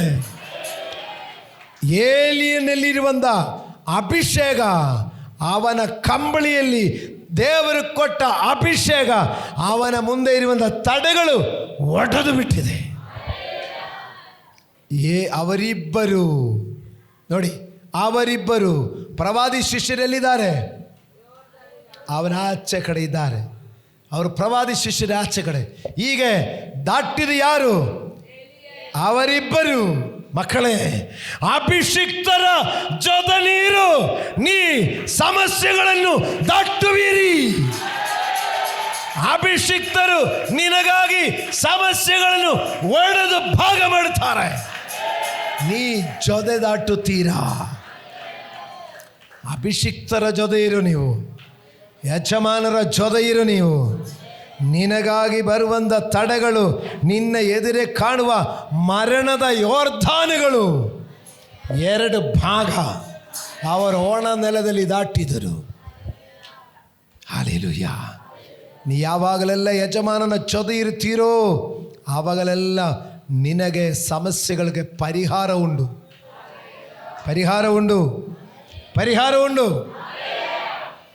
ನಾವು ಯಾವಾಗಲೆಲ್ಲ ಯಜಮಾನನಿಂದ ದೂರ, ನನಗೆ ಎಲ್ಲ ಗೊತ್ತಾಯಿತು, ಗಿಲ್ಗಾಲು ಗೊತ್ತು, ಬೇದೇಲು ಗೊತ್ತು, ಏರಿಗೋ ಗೊತ್ತು, ಈಗ ಯೋರ್ದಾನ್ ಗೊತ್ತು, ಇನ್ನೇನು ಎಲ್ಲ ಗೊತ್ತಾಯಿತು. ನಿನ್ನಾಣೆ, ನಿನ್ನ ಜೀವನಾಣೆ, ನಾನು ಬಿಡಲ್ಲ. ನಿನ್ನಾಣೆ, ಯೆಹೋವನಾಣೆ, ನಿನ್ನ ಜೀವನಾಣೆ, ನಾನು ಬಿಡಲ್ಲ. ಈ ಮನಸ್ಸು ನಿಮ್ಮಲ್ಲಿದ್ದರೆ ನಿಮ್ಮ ಮುಂದೆ ನೋಡಿ ತಡ್ಡಗಳು ಮುರಿದು ಹೋಗುತ್ತದೆ, ಅಡ್ಡಿಗಳು ಮುರಿಯಲ್ಪಡುತ್ತದೆ, ಅಡಚಣೆಗಳು ಮುರಿಯಲ್ಪಡುತ್ತದೆ, ತಡೆಗಳು ಮುರಿದು ಹೋಗುತ್ತದೆ. ನಿನಗಾಗಿ ಬಾಗಿಲು ತೆರೆದು ಬರುತ್ತದೆ. ಶತ್ರು ಕಟ್ಟಿಟ್ಟಿರುವಂಥ ಕೋಟೆಗಳು ಕೆಡವಲ್ಪಡುತ್ತದೆ. ಮುಂದಕ್ಕೆ ಒಂದು ಹಾಗೆ 10ನೇ ವಾಕ್ಯ. ಹಾಗೆ ಏಲಿಯನು ಅವನಿಗೆ ನೀನು ದುರ್ಲಭವಾದುದನ್ನು ಕೇಳಿಕೊಂಡಿ, ಆದರೂ ನಾನು ನಿನ್ನ ಬಳಿಯಿಂದ ತೆಗೆದುಕೊಳ್ಳಲ್ಪಡುವಾಗ ನೀನು ನನ್ನನ್ನು ನೋಡುವುದಾದರೆ ಅದು ದೊರಕುವುದು, ಇಲ್ಲವಾದರೆ ದೊರಕುವುದಿಲ್ಲ ಅಂದನು. ಹಲ್ಲೆಲೂಯಾ. ಈ 5 ಜಾಗ ದಾಟಿಕೊಂಡು ಬಂದ ಮೇಲೆ ಕೇಳ್ತಾ ಇದ್ದಾರೆ, ಈಗ ನಿನಗೇನು ಬೇಕು? ಫಸ್ಟ್ ಹೇಳಿದಿರಾ? ನೇಗಲು ನೋಗ ಎಲ್ಲ ಬಿಟ್ಟು ಇದೆಲ್ಲ ಬಿಟ್ಟುಕೊಂಡು ಬರೋ ನಾನೇನು ಮಾಡಬೇಕು ಅಂತ ಇವನು ಕೇಳ್ತಾ ಇದ್ದಾನೆ. ನಾನೇನು ಮಾಡಬೇಕು ಅಂತ ಕೇಳಿದೆ. ಏಲಿಯೇಷ ಕೇಳಿದೆ, ನಾನೇನು ಮಾಡಬೇಕು? ದೇವರು ನಿನಗೇನು ಮಾಡಿದೆ ನೀನು ನೋಡ್ಕೊಳ್ಳಪ್ಪ ಅಂತ ಹೇಳಿದ್ರು. ಅಷ್ಟೇ. ಪಾಪ ಅವನು ಏನು ಗೊತ್ತಿಲ್ಲ, ನಿನ್ನ ಹಿಂದೆ ಬರ್ತೇನೆ ಅಂತ ಹೇಳಿದ್ರು. ಹೀಗೆ ಗಿಲ್ಗಾಲಲ್ಲಿ ನೀ ಇರು ಅಂತ ಹೇಳಿದೆ. ಗಿಲ್ಗಾಲಲ್ಲಿ ಇರುವಾಗ ನಾನು ನಿನಗೇನು ಮಾಡಬೇಕು ಅಂತ ಕೇಳಿಲ್ಲ. ಬೇದಲಲ್ಲಿ ಇರು ಅಂತ ಹೇಳಿದೆ. ಸರಿ, ಬೇದಲಲ್ಲಿ ಇದ್ದರೆ ನಾನು ನಿನಗೇನು ಮಾಡಬೇಕು ಅಂತ ಕೇಳಿದ್ರೆ, ನೀ ಬೇದಲ್ಲಿ ಇರಪ್ಪ, ನಿನಗೇನು ಬೇಕು ನಾನು ಕೊಡ್ತೀನಿ, ಇಲ್ಲಿ ಇರು ಅಂತ ಕೇಳಿಲ್ಲ. ಎರಿಗೋಗೆ ಬಂದೆ. ಎರಿಗೋದಲ್ಲಿ ಇರು ಅಂತ ಹೇಳಿದೆ. ನಾನಿರಲ್ಲ, ನಾನು ಬರ್ತೀನಿ. ಅಲ್ಲಪ್ಪ ಇಲ್ಲೇ ಇರು, ನಾನು ಇದು ಕೊಡ್ತೀನಿ ಅಂತ ಕೇಳಿಲ್ಲ. ಯಾಕೆ ನಾನು ಬಿಡದೆ ಹಿಂದೆ ಬರ್ತಾ ಇದ್ದೀರಾ? ಏನು ಬೇಕು ಅಂತ ಕೇಳಿಲ್ಲ. ಅವನ 5 ಜಾಗ ದಾಟಿದ ಮೇಲೆ ಕೇಳ್ತಾನೆ. ಅಲ್ಲಿ ತನಕ ಕೇಳಿಲ್ಲ. ನೋಡಿ, ಅವನು ತನಗಿರೋದು ಬಿಟ್ಟು, ಅವನು ಜ್ಞಾಪಕಗಳು ಬಿಟ್ಟು, ಅವನು ಆರಾಧನೆ ಎಂದು ಹೇಳಿಕೊಂಡು ಆರಾಮನಲ್ಲಿ ಇರೋದೆ ಅದು ಬಿಟ್ಟು, ಅವನು ಯುದ್ಧದ ಸ್ಥಳ ಅದು ಬಿಟ್ಟು ದಾಟಿ, ಅವನು ಎರಿಗೋನು ದಾಟಿ 5 ವಿಷಯಗಳು ದಾಟಿ ಬರುವಾಗ ಕೇಳ್ತಾನೆ, ಈಗ ಹೇಳು ನಾನು ನಿನಗೇನು ಮಾಡಬೇಕು? ಲಾಸ್ಟು ಬೇರು ಬೆಟ್ಟ ಮೇಲೆ, ಆ ಯೋರ್ದಾನಿನಿಂದ ಬೇರೆ ಹೋಗ್ಬಿಟ್ಟು ಸೆಪ್ರೇಟ್ ಆದ ಮೇಲೆ ಕೇಳ್ತಾ ಇದ್ದಾರೆ, ನಾನು ನಿನಗೇನು ಮಾಡಬೇಕು? ಇಲ್ಲಿದ್ದೀರಾ ಪ್ರಿಯರೇ? ನಾವು ಕೆಲವರೆಲ್ಲ 1 ಸ್ಟೆಪ್ ದಾಟಿದಿರ್ತಾರೆ, 2 ಸ್ಟೆಪ್ ಮಾಡಿದಿರ್ಬೋದು, 3 ಸ್ಟೆಪ್ ದಾಟಿದಿರ್ಬೋದು. ಆದರೆ ನೋಡಿ, 5 ಸ್ಟೆಪ್ ದಾಟಿದ ಮೇಲೆ ಕೇಳ್ತಾರೆ, ನಾನು ನಿನಗೇನು ಮಾಡಬೇಕು? ಆವಾಗಲೂ ಅವನು ಕೇಳ್ತಾನೆ, ನನಗೆ ನಿನಗಿರುವ ಆತ್ಮದಲ್ಲಿ 2 ಪಾಲು ಬೇಕು. ಆ ಕಂಬಳಿ ಕೊಟ್ಟೋಗ್ತೀರಾ ಅಂದಾಗ, ಆ ಕಂಬಳಿ ಸ್ವಲ್ಪ ಕೊಟ್ಟೋಗ್ತೀರಾ ಅಂದಲ್ಲ ಅವನು ಕೇಳಿದೆ. ಕಂಬಳಿಯಲ್ಲಿ ಅಭಿಷೇಕ ಇದೆ ಎಂದು ಗೊತ್ತು, ಅದಕ್ಕೆ ಕಂಬಳಿ ಕೊಟ್ಟೋಗ್ತೀರಾ ಅಂತ ಅಲ್ಲ ಅವನು ಕೇಳಿದೆ. ನಿನ್ನ ಕಂಬಳಿಯಲ್ಲಿರುವ ಆಶೀರ್ವಾದ ಅಭಿಷೇಕ ಸಾಲದು, ನಿನ್ನ ಒಳಗಡೆ ಇರುವ ಆತ್ಮದಲ್ಲಿ 2 ಪಾಲು ಬೇಕು. ಇಲ್ಲಿದ್ದೀರಾ ಸಹೋದರಿಯವರೇ? ಹಿಂದೆ ಇದ್ದೀರಾ? ನನಗೆ ಬೇರೆ ಏನು ಅದಕ್ಕಿಂತ ಕಡಿಮೆ ಬೇಡ. ದೇವರ ಆತ್ಮ ನಮ್ಮಲ್ಲಿ ಇರುವಾಗ, ಆ ದೇವರ ಆತ್ಮನ ಶಕ್ತಿ ಇರುವಾಗ ಸಾಹಚರ್ಯಗಳು ನಮ್ಮ ಮುಂದೆ ತೆರೆದು ಬರುತ್ತದೆ. ಬರೀ ಹಲ್ಲೆಲೂಯಾ. ಸರಿ, ಆವಾಗಲೂ ಕೇಳ್ತಾರೆ ನೋಡಿ, 6ನೇ ವಿಷಯ ಅವ್ರು ಕೇಳ್ತಾರೆ, ನೀ ಕೇಳಿದು ಸ್ವಲ್ಪ ಕಷ್ಟವಾದದು, ನೀ ಕೇಳಿದಷ್ಟು ಸುಲಭ ಅಲ್ಲ, ನೀ ಕೇಳಿದಷ್ಟು ಒಳ್ಳೆಯ ಅಷ್ಟು ಫ್ರೀಯಾಗಿ ಸಿಕ್ಕುವಷ್ಟು ಅಲ್ಲ. ಆದರೂ ಆಪ್ಷನ್ ಇದೆ, ನಾನು ಎತ್ತಲ್ಪಡುವಾಗ ನೀ ನನ್ನನ್ನು ನೋಡುವುದಾದರೆ ಅದು ನಿನಗೆ ದೊರೆಯುತ್ತದೆ. ನಾನು ಎತ್ತಲ್ಪಡುವಾಗ ನೀ ನನ್ನನ್ನು ನೋಡುವುದಾದರೆ ಅದು ನಿನಗೆ ದೊರೆಯುವುದು. ಹಂಗಾದ್ರೆ ಅರ್ಥ ಏನು? ಎಲ್ಲ ಬೇರ್ಪಟ್ಟು ಎಲ್ಲ ಸೆಪ್ರೇಟಾಗಿ ಬಂದರು. ಈಗ ಕಣ್ಣು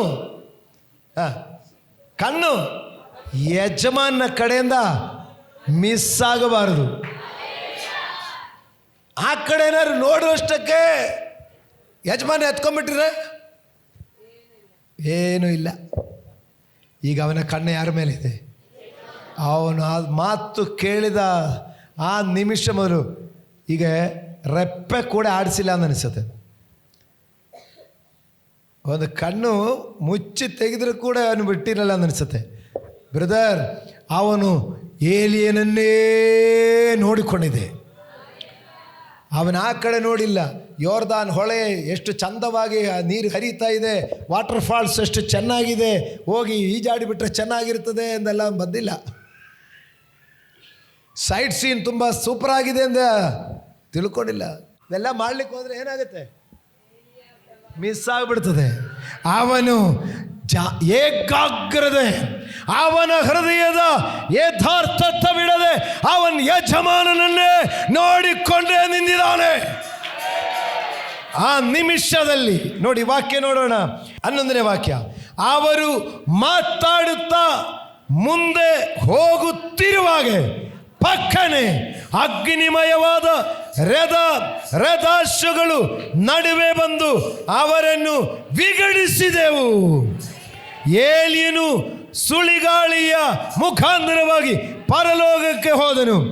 ಎಲೀಷನು ಅದನ್ನು ನೋಡುತ್ತಾ, ನನ್ನ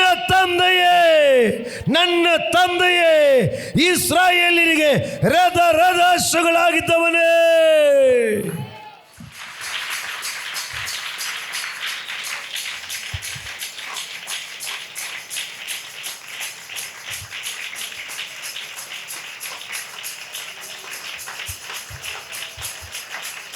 ಕೆಲವರು ಏನು ತಿಳ್ಕೊಂಡಿದ್ದಾರೆ ಅಂದರೆ, ಏಲೀಷ ನೋಡ್ರೆ ನನಗೇನು, ಏಲೀಷ ನೋಡ್ರೆ ನನಗೇನಾದ್ರು. ಅವನು ನೋಡಿ ಅವನೆರಡರಷ್ಟು ಹೊಂದಿದರೆ ನಾನು ನೋಡಿ ನಾನು ಎರಡರಷ್ಟು ಪಡೀತೇನೆ. ಅದೇ ಚಪ್ಪಾಳೆ ಹೊಡೆಯಲಿಕ್ಕೆ ಕಾರಣ. ಏನಕ್ಕೆ ಹೊಡೆದೆ ಚಪ್ಪಾಳೆ?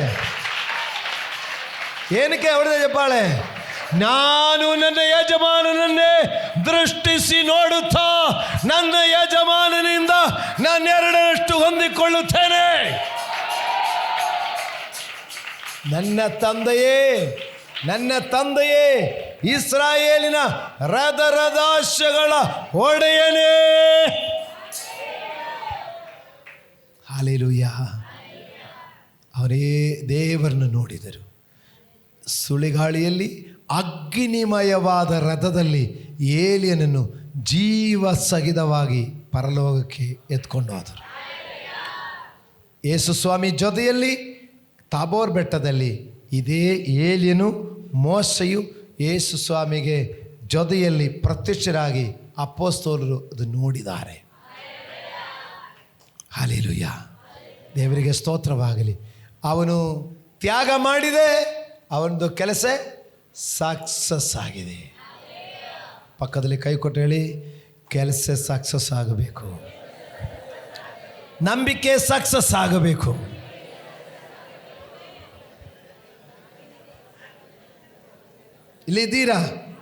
ಇಲ್ಲಿದ್ದೀರಾ? ಒಂದು ವಿಷಯ ಕೂಡ ಹೇಳಿ ಮುಗಿಸ್ತೇನೆ. ಇವರು ದಾಟಿ ಬಂದರು, ನೋಡಿದರೆ ನಿನಗೆ 2 ಸಿಕ್ಕುತ್ತೆ ಅಂತ ಹೇಳಿದ್ರು. ಹೌದಲ್ವಾ? ಹೌದಾ? ಈಗ ಟೆಸ್ಟ್ ಮಾಡಬೇಕಲ್ಲ, ಇದೆಯಲ್ಲಿ ಒಂದು ಗೊತ್ತಾಗಬೇಕಲ್ಲ. ಎಲೀಷನು ತಿರುಗಿ ಬರ್ತಾ ಇದ್ದಾನೆ, ಈಗ ವಾಪಸ್ ಬರ್ತಾ ಇದ್ದಾನೆ. ವಾಪಸ್ ಬರುವಾಗ ಅವನು ಯೋರ್ದಾನ್ ದಾಟಿದೆ, ಈಗ ತಿರುಗಿ ಅವನು ಯೋರ್ದಾನ್ ದಾಟಿ ಈ ಕಡೆ ಬರಬೇಕು. ತಿರುಗಿ ಬರುವಾಗ ಅವನೊಂದು ಟೆಸ್ಟ್ ಮಾಡ್ತಾ ಇದ್ದಾನೆ. ಏಲಿಯನು ಕಂಬಳಿಯನ್ನು ಮಡಿಸಿ ಯೋರ್ದಾನನ್ನು ಹೊಡೆಯುವಾಗ ಯೋರ್ದಾನ್ 2 ಭಾಗ ಆಯಿತು. ಈಗ ಶಿಷ್ಯನು ಅದೇ ಟೆಸ್ಟ್ ಮಾಡ್ತಾ ಇದ್ದಾನೆ. ಅವನು ಎಲೀಷನು ತಿರುಗಿ ಯೋರ್ದಾನಿಗೆ ಬರುವಾಗ ಅವನು ಮೇಲಣದಿಂದ ಬಿದ್ದು ಏಲಿಯನ ಕಂಬಳಿಯನ್ನು ತೆಗೆದುಕೊಂಡು ಯೋರ್ದಾನ್ ನದಿ ತೀರಕ್ಕೆ ಬಂದು ಏಲಿಯನ ದೇವರಾದ ಯೆಹೋವನು ಎಲ್ಲಿ ಫಸ್ಟ್ ಟೆಸ್ಟ್ ಮಾಡ್ತಾ ಇದ್ದಾನೆ. ಏಲಿಯನ ಆಕಾಶಕ್ಕೆ ಹೋಗುವಾಗ ಅವನ ಕಂಬಳಿ ಅವನ ಮೇಲೆ ಬಿದ್ದಿತ್ತು. ಅಭಿಷೇಕದ ಗುರುತು ಅದು. ಅಭಿಷೇಕ ಈಗ ಎಣ್ಣೆ ಹಚ್ಚೋದು ಅಭಿಷೇಕದ ಒಂದು ಗುರುತು. ಅದೇ ಥರ ಹಸ್ತಾರ್ಪಣೆ ಮಾಡೋದು, ಅಭಿಷೇಕ ಹಂಚಿಕೊಳ್ಳೋದೊಂದು ಗುರುತು. ಅದೇ ಥರ ಏಲಿಯನ ಕಂಬಳಿ ಅದು ಅವನ ಅಭಿಷೇಕದ ಗುರುತು. ಆ ಕಂಬಳಿ ಅವನು ನೋಡಿಕೊಂಡಿದೆ. ಯಜಮಾನನು ಕಂಬಳಿ ಮಡಿಚಿ ಹೊಡೆಯುವಾಗ ಕೊಳ್ಳೆ ಏನಾಯಿತು. ಈಗ ಅವನು ಕೇಳೋ ಮಾತು ಕೇಳಿ, ಏಲಿಯನ ದೇವರು ಎಲ್ಲಿ? ಕಂಬಳಿ ಮಡಿಸಿ ಯೋರ್ದಾನ್ ಹೊಳೆಯನ್ನು ಹೊಡೆದಿದೆ. ಹೆಂಗೆ ಯಜಮಾನನಾದ ಏಲಿಯನು ಕಂಬಳಿ ಮಡಿಸಿ ಹೊಡೆಯುವಾಗ ಯೋರ್ದಾನ್ 2 ಭಾಗವಾಗಿದೆಯೋ ಅದೇ ಥರ ಏಲಿಯನಿಂದ ಬಂದ ಅಭಿಷೇಕ ಎಲೀಷನಲ್ಲಿ ಇದ್ದದರಿಂದ ಅವನ ಕಂಬಳಿಯನ್ನು ಮಡಿಸಿ ಹೊಡೆಯುವಾಗ ಯೋರ್ದಾನ್ 2 ಭಾಗವಾಯಿತು. ಅವನು ಮತ್ತೆ ಯೋರ್ದಾನ್ ದಾಟಿ ಬಂದರು. ಹಲ್ಲೆಲೂಯಾ. ಇನ್ನು ಇರೋದೇ ಸೀರಿಯಸ್ಸು. ಏನು ಗೊತ್ತಾ? ಬಂದರು. ಬಂದ ಮೇಲೆ ದೂರದಲ್ಲಿ ನಿಂದಿತ್ತ ಯೆರಿಕೋವಿನ ಪ್ರವಾದಿ ಮಂಡಳಿಯವರು ಇದನ್ನು ಕಂಡು ಏಲಿಯನಿಗಿದ್ದ ಆತ್ಮವು ಎಲೀಷನ ಮೇಲೆ ಬಂದಿತ್ತೆಂದು ತಿಳುಕೊಂಡು ಅವನನ್ನು ಎದುರುಗೊಂಡು ಅವನಿಗೆ ಸಾಷ್ಟಾಂಗ ನಮಸ್ಕಾರ ಮಾಡಿದನು. ನೀನಾ ಬಿಡದೆ ಗಿಲ್ಗಾಲು, ಬೇಥೇಲು, ಯೆರಿಕೋ, ಯೋರ್ದಾನು ಇದೆಲ್ಲ ದಾಟಿ ನೀ ಮುಂದೆ ಬರುವುದಾದರೆ ನೋಡಿ, ಇದೇ ಗೇಳಿ ಮಾಡಿದವರು, ಇದೇ ಜೊತೆಯಲ್ಲಿದ್ದವರು ಇವರು ಬಂದು ಏನು ಮಾಡಿದ್ದಾರೆ? ಹೇಳಿದ್ರ ಎಲೀಷ ಹೇಳಿದರ, ನೋಡ್ರಿ ನಾನು 2 ಅಭಿಷೇಕ ಪಡ್ಕೊಂಡಿದ್ದಾರೆ, ನನಗೆ ತುಂಬ ಅಭಿಷೇಕ ಇದೆ, ನನಗೆ ಪ್ರವಾದನ ವರ ಇದೆ, ನನಗೆ ಅನ್ಯ ಭಾಷೆ ವರ ಇದೆ. ಅವನು ಹೇಳಿದಿರ? ಅವನು ಸುಮ್ಮನೆ ನಡ್ಕೊಂಡು ಬರ್ತಾ ಇದ್ದಾನೆ. ಅವನು ಮಡಕೊಂಡು ಬರುವಾಗಲೇ ಅವನಲ್ಲಿ ಇರುವಂಥ ದೂರದಿಂದ ನೋಡುವಾಗಲೇ ಅವರಿಗೆ ಗೊತ್ತಾಯಿತು ಏಲಿಯನ 2 ಅಭಿಷೇಕ ಇವನ ಮೇಲೆ ಇದೆ. ಅವನ ಹತ್ತಿರ ಬರುವಷ್ಟಕ್ಕೆ ಅಡ್ಡ ಬಿದ್ದಿದ್ದಾರೆ. ಪ್ರಿಯ ದೇವರ ಮಕ್ಕಳಿರ, ನಿನ್ನಲ್ಲಿರುವಂಥ ಅಭಿಷೇಕ ನೋಡಿ, ನಿನ್ನನ್ನು ಗೇಲಿ ಮಾಡಿದವರು ನಿಮ್ಮ ಮುಂದೆ ಅವರು ನಮಸ್ಕಾರ ಮಾಡ್ತಾರೆ. ಬುದ್ಧಿ ಇದೆಯಾ, ನಿನಗೆ ಗೊತ್ತಿದೆಯಾ, ಹೋಯ್ತು ಹಂಗಾಯ್ತು ಹಿಂಗಾಯ್ತು ಅಂತೆಲ್ಲ ಹೇಳ್ತೀರ ಸುಮಾರು ನಿಮಗೆ. ಅವರವರೆಲ್ಲ ಮಾತು ಹೇಳುವವರನ್ನು ನೀವು ಬಿಟ್ಟು ನೀವು ಈ 5 ಜಾಗಗಳನ್ನು ನೀವು ದಾಟಿ ನೀವು ಬರುವುದಾಗಿದ್ದರೆ, ನೀವು ಯಜಮಾನರನ್ನೇ ದೃಷ್ಟಿಸಿ ಅವರನ್ನೇ ನೋಡಬೇಕಂದ ನೀವು ಬಯಸುವುದಾದರೆ, ಆ ಅಭಿಷೇಕ ನಿನ್ನ ಮೇಲೆ ಬಂದರೆ ಆವಾಗ ಅವರು ಬಂದು ಅಡ್ಡ ಬೀಳ್ತಾರೆ. ಅಡ್ಡ ಬೀಳೋದು ಮಾತ್ರ ಅಲ್ಲ, ದಯವಿಟ್ಟು ಮಕ್ಕಳ ಮಿಸ್ ಆಗಬೇಡ. ನಾನು ಅದೇ ಹೇಳೋದು, ಅನೇಕ ಮಕ್ಕಳು 4 ಸ್ಟೆಪ್ಪು ಗಂಟೆ ಬಂದವರಿದ್ದಾರೆ, 5 ಸ್ಟೆಪ್ಪು ಗಂಟೆ ಬಂದವರಿದ್ದಾರೆ, ಕಂಬಳಿ ಕೊಟ್ಟವರಿದ್ದಾರೆ. ಕೆಲವರು ಕಂಬಳಿ ಎಲ್ಲ ಸೈಡಕ್ಕೆ ಹಾಕಿಬಿಟ್ಟುಕೊಂಡು ಅಭಿಷೇಕದ ಕಂಬಳಿ ಸೈಡಕ್ಕೆ ಹಾಕಿಬಿಟ್ಟಿದ್ದಾರೆ. ಅಭಿಷೇಕದ ಕಂಬಳಿ ನೀವು ಉಪಯೋಗಿಸು.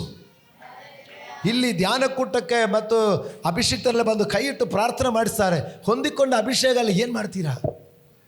ನೀವು ಉಪಯೋಗಿಸು. ಉಪಯೋಗಿಸುವಾಗ ಗೊತ್ತಾಗೋದು. ನೀವು ಉಪಯೋಗಿಸು ನೋಡಿ, ಆವಾಗೇ ಜನರಿಗೆ ಗೊತ್ತಾಗುತ್ತದೆ, ಇವರು ನಮ್ಮ ಸಹೋದರನ ಇಂದವರಲ್ವಾ, ನಿಮ್ಮ ಹೆಸರು ಹೇಳಿಕೊಂಡು ಕರೀತಾರೆ, ಇವರಲ್ವಾ. ದೂರದಿಂದ ನೋಡುವಾಗ ಇವರಲ್ಲಿ ವ್ಯತ್ಯಾಸ ಗೊತ್ತಾಗುತ್ತದೆ. ಆವಾಗ ಅವರು ಸಾಷ್ಟಾಂಗ ಮಾಡ್ತಾರೆ. ಇನ್ನೇ ಕಥೆ ಇರೋದು, ಇವರು ಸಾಷ್ಟಾಂಗ ನಮಸ್ಕಾರ ಮಾಡಿದರು. ಈ ಪಾರ್ಟಿಗಳು ಹೇಳ್ತಾರೆ, ಆನಂತರ ಅವರು ಅವನಿಗೆ, ನಿನ್ನ ಸೇವಕರಾದ ನಮ್ಮಲ್ಲಿ 50 ಮಂದಿ ಬಲಿಷ್ಠ ಜನರಿದ್ದಾರೆ, ನಿನ್ನ ಯಜಮಾನನನ್ನು ಹುಡುಕೋದಕ್ಕೋಸ್ಕರ ಅವರಿಗೆ ಅಪ್ಪಣೆಯಾಗಲಿ. ಯೆಹೋವನ ಆತ್ಮನು ಅವನನ್ನು ಎತ್ತಿಕೊಂಡು ಹೋಗಿ ಒಂದು ಬೆಟ್ಟದ ಮೇಲಲ್ಲಾಗಲಿ ತಗ್ಗಿನಲ್ಲಾಗಲಿ ಇಟ್ಟಿರಬಹುದು ಎಂದು ಹೇಳಿದನು. ಅವನು ಅವರಿಗೆ, ನೀವು ಕಳುಹಿಸಬೇಡಿರಿ. ಆದರೆ ಅವರು ಅದನ್ನು ಒತ್ತಾಯಪಡಿಸಿದ್ದರಿಂದ ಅವನು ಬೇಸರಗೊಂಡು ಕಳುಹಿಸುವುದಕ್ಕೆ ಅಪ್ಪಣೆ ಕೊಟ್ಟನು. ಅವರು 50 ಮಂದಿಯನ್ನು ಕಳುಹಿಸಿದನು. ಇವರು 3 ದಿವಸ ಹುಡುಕಿದರು, ಏಲಿಯನನ್ನು ಕಾಣದೆ ಇನ್ನೂ ಯೆರಿಕೋವಿನಲ್ಲೇ ಇದ್ದ ಏಲೀಷನ ಬಳಿಗೆ ಬಂದನು. ಅವನು ಅವರಿಗೆ, ಹೋಗಬೇಡೆಂದು ನಾನು ಹೇಳಿಲ್ಲವೋ? ಹೋಗಬೇಡ ಅಂತ ಹೇಳಿದ್ದಾನೆ. ಇಲ್ಲಿದ್ದೀರಾ? ಯಜಮಾನನ ಜೊತೆಯಲ್ಲಿ ಹೋಗುವಾಗ ಈ ಪಾರ್ಟಿಗಳೇನು ಹೇಳಿದೆ, ಯಜಮಾನನ ದೇವರು ಎತ್ಕೊಳ್ತಾರೆ, ನೀನೇನಕ್ಕೆ ಹೋಗ್ತೀರಪ್ಪ ಅಂತ ಕೇಳಿದೆ. ಹೌದಲ್ವಾ? ನೀ ಸ್ವಲ್ಪ ಸೂಕ್ಷ್ಮವಾಗಿ ಆ ವಾಕ್ಯ ನೋಡಿ. ಯಜಮಾನನನ್ನು ದೇವರು ಇವತ್ತು ಎತ್ತಿಕೊಳ್ಳುತ್ತಾರೆ ಅಂತ ಗೊತ್ತಾ ಎಂದು ಹೇಳಿದ್ದಾರೆ. ಎತ್ಕೊಳ್ತಾರೆ ಅಂತ ಗೊತ್ತದಾನೆ. ಆಮೇಲೆ ಇವರು ಎತ್ಕೊಂಡು ಹೋಗ್ತಾರೆ ಗೊತ್ತು, ಸುಮ್ಮನೆ ಇರು ಅಂತ ಹೇಳ್ಕೊಂಡು ಇವನು ಎತ್ಕೊಂಡು ಹೋಗೋದಲ್ಲ ಬರೋದು. ಇವನೇನು ಹುಡುಕೋದು? ಏಲಿಷ ಏನು ಹುಡುಕೋದು? 2ರಷ್ಟು ಆತ್ಮ ಹುಡುಕೋದು. ದೇಹ ಎತ್ಕೊಂಡು ಹೋದ್ರು ನನ್ನ ಚಿಂತೆ ಇಲ್ಲ, ನನಗೆ 2ರಷ್ಟು ಆತ್ಮ ಬೇಕು. ಇವರು ಎತ್ಕೊಂಡು ಹೋಗೋದು ಗೊತ್ತಾಗಿ ತಿರುಗಿ ಬಂದ ಮೇಲೆ, ಏಲೀಷನು ಬಂದ ಮೇಲೆ ಈ ಪಾರ್ಟಿಗಳು ಈಗ ಏನು ಹೇಳ್ತಾರೆ, ನಾವು 50 ಮಂದಿ ಹುಡುಕ್ತೀನಿ ಅಂತ ಹೇಳ್ತಾರೆ. ಮತ್ತು ಆವಾಗ ಇವನ್ ಜೊತೆಲಿ ಹೋಗುವಾಗ ಬೇಡ ಅಂತ ಹೇಳಿದವನು. ಈಗ ಇವರು ಹೇಳ್ತಾರೆ ನಾವು ಹೋಗ್ತೀನಿ ಅಂತ ಹೇಳ್ತಾರೆ. ಏಲೀಷನ ಹೇಳ್ತಾರೆ, ಬೇಡಪ್ಪ, ಕೆಲಸ ಮುಗಿದೋಯ್ತು, ಎಲ್ಲ ಕೆಲಸ ಮುಗಿದೋಯ್ತು, ಆವಾಗ ಬರೆದ್ರೆ ಬರ್ಬೋದಾಯ್ತು, ಎಲ್ಲ ಮುಗಿದೋಯ್ತು, ಏನಕ್ಕೆ ಹೋಗ್ತೀರಾ? ಬೇಡ ಅಂತ ಹೇಳಿದೆ. ಇಲ್ಲ, ನಾವು ಹುಡುಕ್ತೀನಿ. ನಾವು ಹುಡುಕ್ತೀನಿ. ಹುಡುಕೋದಾದ್ರೆ ಹುಡುಕು. ಅವ್ರು ಹುಡುಕಿದ್ರು. ಎಷ್ಟು ದಿವಸ ಹುಡುಕಿದ್ರು? 3 ದಿವಸ. ಎಲ್ಲೆಲ್ಲ ಹುಡುಕಿದ್ರು? ಬೆಟ್ಟ ಗುಟ್ಟೆ. ಒಳ್ಳೆ ದಾರಿಯಲ್ಲಿ ಹೋಗುವಾಗ ಹಿಂದಕ್ಕೆ ಹೋಗ್ಬೋದಾಯ್ತಲ್ಲ ಮಕ್ಕಳೇ. ದಯವಿಟ್ಟು ಕೇಳು, ಇದೇ ಸೀರಿಯಸ್ ಆದ ವಿಷಯ ನಾನು ಹೇಳೋದು. ಒಳ್ಳೆ ಜಾಗ ಹೇಳುವಾಗ ಉಪವಾಸ ಪ್ರೇರಿದೆ ಬನ್ನಿ, 3 ದಿವಸ ಧ್ಯಾನ ಕೊಟ್ಟಿದೆ, ಗೊತ್ತು, ಆದರೆ ನಾನು ಬರಲ್ಲ. ಬರುವವರನ್ನು ಗೇಲಿ ಮಾಡ್ತಾರೆ, ನಿನ್ ಗೊತ್ತಾ ಎತ್ಕೊಂಡ್ಬಿಡ್ತಾರೆ ಅಂದ ಗೇಲಿ ಮಾಡ್ಕೊಂಡಿದ್ದಾರೆ. ಎಲ್ಲ ಮುಗಿದ ಮೇಲೆ ಬೆಟ್ಟೆ ಗುಟ್ಟೆ ಎಲ್ಲ ತಿರುಗಾಡ್ತಾ ಇದೆ. ಅಲ್ಲ, ಇವರೆಲ್ಲಿ ಹೋಗಿದ್ದಾರೆ? ಏಲಿಯನು ಏಲೀಷನು ಗಿಲ್ಗಾಲ್ ಟು ಬೇದೇಲು, ಬೇದೇಲ್ ಟು ಎರಿಕೋ ಟು ಯೋರ್ದಾನಿಂದ ಅವನು ಹೋದರು. ಇವರೆಲ್ಲಿ ಹುಡುಕೋದು? ಬೆಟ್ಟೆ ಗುಡ್ಡೆ ಪರ್ವತ, ಈ ತಗ್ಗು ಹಳ್ಳದಲ್ಲಿ ಹೊಚ್ಕೊಂಡು ಹೋಯ್ತು. ಇದೇ ಆಗೋದು. ನನ್ನ ಮಕ್ಕಳು ಅರ್ಥ ಮಾಡಿಕೊಂಡಿದ್ದರೆ ಎಷ್ಟು ಮೇಲಾಯಿತು ಅಂತ. ನೀ ಗುರುವಿನ ಚೊದೇರು. ಇದು ನಿಮಗೆ ಅರ್ಥ ಆಗಿದರೆ ಒಳ್ಳೆಯದಾಯಿತು ಮಕ್ಕಳೇ. ಇವತ್ತು ಇದು ದೇವರಾತ್ಮನು ಮಾತಾಡೋದು, ಕಿವಿಯುಳ್ಳವರು ಕೇಳಲಿ. ನೀವು 2ರಷ್ಟು ಅಭಿಷೇಕ ಹುಡುಕು. ನಾನು ನಿನಗೇನು ಮಾಡಬೇಕೆಂದು ಕೋರುತ್ತಿ? ಏನು ಮಾಡಬೇಕು? 2 ಪಾಲು ಆತ್ಮ ಹುಡುಕು. 2 ಪಾಲು ಆತ್ಮ ಇದ್ದರೆ ನಿನಗಾಯಿತು. ಈಗ ಫಸ್ಟ್ ಅವನಿಗೇನು ಸಿಕ್ಕಿತು? ಜನ ಎಲ್ಲ ಅಡ್ಡ ಬಿದ್ದರು. ಸರಿ, ಇನ್ನು ಟೈಮ್ ಇಲ್ಲ, ಮುಗಿದೋಯ್ತು. ಈಗ ಈ ಏಲೀಷ ಅವನ ಕೈಯಿಂದ ಎಂದೊಂದು ಅದ್ಭುತಗಳಾಗಿದೆ. ಈ ಏಲೀಷನ ಸನ್ನಿಧಿಯಲ್ಲಿ ಪ್ರವಾದಿ ಶಿಷ್ಯರು ಬಂದು ಅವರು ವಿಧವ ಬಂದು ಹೇಳ್ತಾರೆ, ನನ್ನ ಯಜಮಾನನು ನೋಡಿ ಪ್ರವಾದಿ ಶಿಷ್ಯನಾದನು, ತೀರೋದನು, ಸಾಲ ಇದೆ, ನಮ್ಮ ಗದಿ ಇಲ್ಲ. ಈ ಏಲೀಷನ ಹೇಳ್ತಾನೆ, ನಿನ್ನ ಮನೇಲಿ ಏನಿದೆ? 1 ಮೊಗ್ಗೆ ಎಣ್ಣೆ ಇದೆ, ತೆಗೆದುಕೊಂಡು ಬಾ, ಅದನ್ನು ಪಾತ್ರಗಳಲ್ಲಿ ಉಯ್ದು ಬಿಡು. ನೋಡಿ, ಈ ಏಲೀಷನ ಕೈಯಿಂದ ಈಗ ನೋಡಿ ಕೊರತೆ ನೀಗು ಅದ್ಭುತ. ಈ ಎಲೀಷನಿಂದ ಸತ್ತು ಹೋಗಿರುವಂಥ ಮಗುವನ್ನು ತಿರುಗಿ ಬದುಕಿಸಿಕೊಟ್ಟರು. ಒಂದು ಮರ ಕೊಯ್ಲಿಕ್ಕೆ ಹೋಗಿದ ಪ್ರವಾದಿ ಶಿಷ್ಯನ ಕೊಡಲಿ ನೀರಲ್ಲಿ ಬಿದ್ದೋಯಿತು. ಈ ಎಲೀಷನು ಬಿದ್ದೋಗಿರುವಂಥ ಕೊಡಲಿಯನ್ನು ನೀರಿನಲ್ಲಿ ಅಪ್ಪಣೆ ಕೊಡುವಾಗ ಮೇಲೆ ಎದ್ದು ಬಂದಿತ್ತು. ಸತ್ತವರನ್ನು ಬದುಕಿಸಿದನು. 2ರಷ್ಟು ಅಭಿಷೇಕ ಹೊಂದರು. ಅವನ ಕೈಯಲ್ಲಿ ಏನೂ ಕೊರತೆ ಇಲ್ಲ. 2ರಷ್ಟು ಆತ್ಮ ಇರುವಾಗ ಕೊರತೆ ಇಲ್ಲ ಮಕ್ಕಳೇ. 2ರಷ್ಟು ಆತ್ಮ ಇರುವಾಗ ಅದರಲ್ಲಿ ಕೊರತೆಗಳು ನೀಗುತ್ತದೆ. ಇವತ್ತು ತೀರ್ಮಾನ ಮಾಡು. ಈ ಕೇಳಿದ ವಾಕ್ಯ ನಾನು ಸ್ವಲ್ಪ ವಿವರವಾಗಿ ನಿಮಗೆ ಹೇಳಿದೆ. ನಾವೇನು ಮಾಡಬೇಕು? ಹುಡುಕಬೇಕಾಗಿರುವುದು 2ರಷ್ಟು ಆತ್ಮನನ್ನು ಹುಡುಕು ಮಕ್ಕಳೇ. 2ರಷ್ಟು ಆತ್ಮ ನಮ್ಮಲ್ಲಿದ್ದರೆ ನಮ್ಮ ಮುಂದೆ ನೋಡಿ ಗೇಲಿ ಮಾಡುವವರು ನಮಗೆ ರೆಸ್ಪೆಕ್ಟ್ ಕೊಡ್ತಾರೆ. ಅವರು ನೋಡಿ ಸಾಷ್ಟಾಂಗ ಮಾಡುತ್ತಾರೆ. ಮಾತ್ರವಲ್ಲ, ಈ ಅಭಿಷಿಕ್ತರ ಕೈಯಿಂದ ಈಗ ಏನಾಗ್ತಾ ಇದೆ? ರೋಗಿಗಳು ಸ್ವಸ್ಥವಾಗ್ತಾ ಇದೆ. ಈ ಅಭಿಷಿಕ್ತರ ಕೈಯಿಂದ ದುರಾತ್ಮಗಳು ಬಿಟ್ಟು ಹೋಗುತ್ತಾ ಇದೆ. ಈ ಅಭಿಷಿಕ್ತರ ಕೈಯಿಂದ ಸತ್ತವರು ಬದುಕುತ್ತಾ ಇದ್ದಾರೆ. ಹಾಲೆಲೂಯ. ಮಕ್ಕಳೇ, ಈಗ ನೀವು ಹೇಳು, ಫಿನಿಶ್. ಈಗ ಹೇಳು, ಏನು ಮಾಡಬೇಕೆಂದು ಅನ್ನುತ್ತೀ? ಅದಕ್ಕೆ ಏನು ಮಾಡ್ತೀರಾ? ನನಗಿರುವುದಕ್ಕೆ ಮುಖ್ಯ ಸ್ಥಾನ ಕೊಡಲ್ಲ. ನನ್ನ ಜ್ಞಾಪಕ ಸ್ತಂಭದ ಮೇಲೆ ಮನಸ್ಸಿಟ್ಕೊಂಡು ಅಲ್ಲೇ ಇರಲ್ಲ. ನಾನು ಬೇದೇಳಿನ ಸುಖ ನೋಡಿಕೊಂಡು ಅಲ್ಲಿ ಇರಲ್ಲ. ನಾನು ಎರಿಗೋವಿನ ಹೋರಾಟ ನೋಡಿ ಹೆದರ್ಕೊಳ್ಳಲ್ಲ. ನಾನು ಯೋರ್ದಾನಿನ ತಗ್ಗಿಲಿಕ್ಕೆ ಬರಲಿಕ್ಕೆ ನಾನು ಬೇಜಾರು ಮಾಡಲ್ಲ. ನಾನು ಹಿಂದೆ ಬರುತ್ತೇನೆ. ನಾನು ಹಿಂದೆ ಬಂದು ನಾನು 2ರಷ್ಟು ಆತ್ಮ ಪಡಕೊಳ್ಳುತ್ತೇನೆ. ಈ 2ರಷ್ಟು ಆತ್ಮ ಪಡಕೊಂಡು ನಾವು ಮತ್ತೊಬ್ಬರಿಗೆ ಕೊಡುವವರು. ನಾವು ಕೇಳಿದ ವಚನದ ಆಧಾರದ ಮೇಲೆ ನಾನು ನಿನಗೆ ಏನು ಮಾಡಬೇಕೆಂದನ್ನುತ್ತೀ? ಯಜಮಾನನೇ, ನಿನಗಿರುವಂಥ ಆತ್ಮದಲ್ಲಿ 2 ಪಾಲು ಆತ್ಮ ನನಗೆ ಬೇಕು ಸ್ವಾಮಿ. ನನಗೆ ಅದಕ್ಕಿಂತ ಕಡಿಮೆ ಯಾವುದು ಬೇಡ. ದೇವರೇ, ನಿನ್ನ ಪವಿತ್ರಾತ್ಮನ ಆ ಅಧಿಕಾರ, ಆ ಪವಿತ್ರಾತ್ಮನ ಅಭಿಷೇಕ, ಅದಕ್ಕಿಂತ ಕಡಿಮೆ ನನಗೆ ಏನು ಬೇಕಾಗಿಲ್ಲ. ದೇವರೇ, ನಿನ್ನ ಆತ್ಮನಿಂದ ನನ್ನನ್ನು ತುಂಬಿಸು ಸ್ವಾಮಿ. ಮೀನು ಹಿಡಿದು ನಡೆದಿರುವಂತ ಬಸ್ತರನ್ನು, ಭೂಮಿಯನ್ನು ಅಲ್ಲೋಲ ಕಲ್ಲೋಲ ಮಾಡುವವರನ್ನಾಗಿ ಮಾಡಿದ ಅದೇ ಆತ್ಮನ ಅಭಿಷೇಕ ಅದು ನನಗೆ ಬೇಕು ಸ್ವಾಮಿ. ಅದು ನನಗೆ ಬೇಕು. ಆ ಎಲೀಷನನ್ನು ನೆಲ ಉಳುತ್ತಾ ನಡೆದಿರುವಂತ ಆ ರೈತನನ್ನು, ಹೀಗೆ ಸತ್ತವರನ್ನು ಬದುಕಿಸುವಂತ ಪ್ರವಾದಿಯಾಗಿ ಮಾಡಿದ ಆ ದೇವರ ಅಭಿಷೇಕ ಬೇಕು ನನಗೆ. ನನಗೆ ಅದಕ್ಕಿಂತ ಕಡಿಮೆ ಏನು ಬೇಡಪ್ಪ. ನನಗೆ ಅದಕ್ಕಿಂತ ಕಡಿಮೆ ಏನು ಬೇಡ ಸ್ವಾಮಿ. ದೇವರೇ, ಹುಡುಕುವ ಸಮಯದಲ್ಲಿ ಹುಡುಕುವ ಮನಸ್ಸು ನನಗೆ ಕೊಡಿ ದೇವರೇ. ಆಮೇಲೆ ನಾನು ಬೆಟ್ಟ ಗುಟ್ಟಗಳು ಹುಡುಕುವನಾಗಿರಬೇಡ.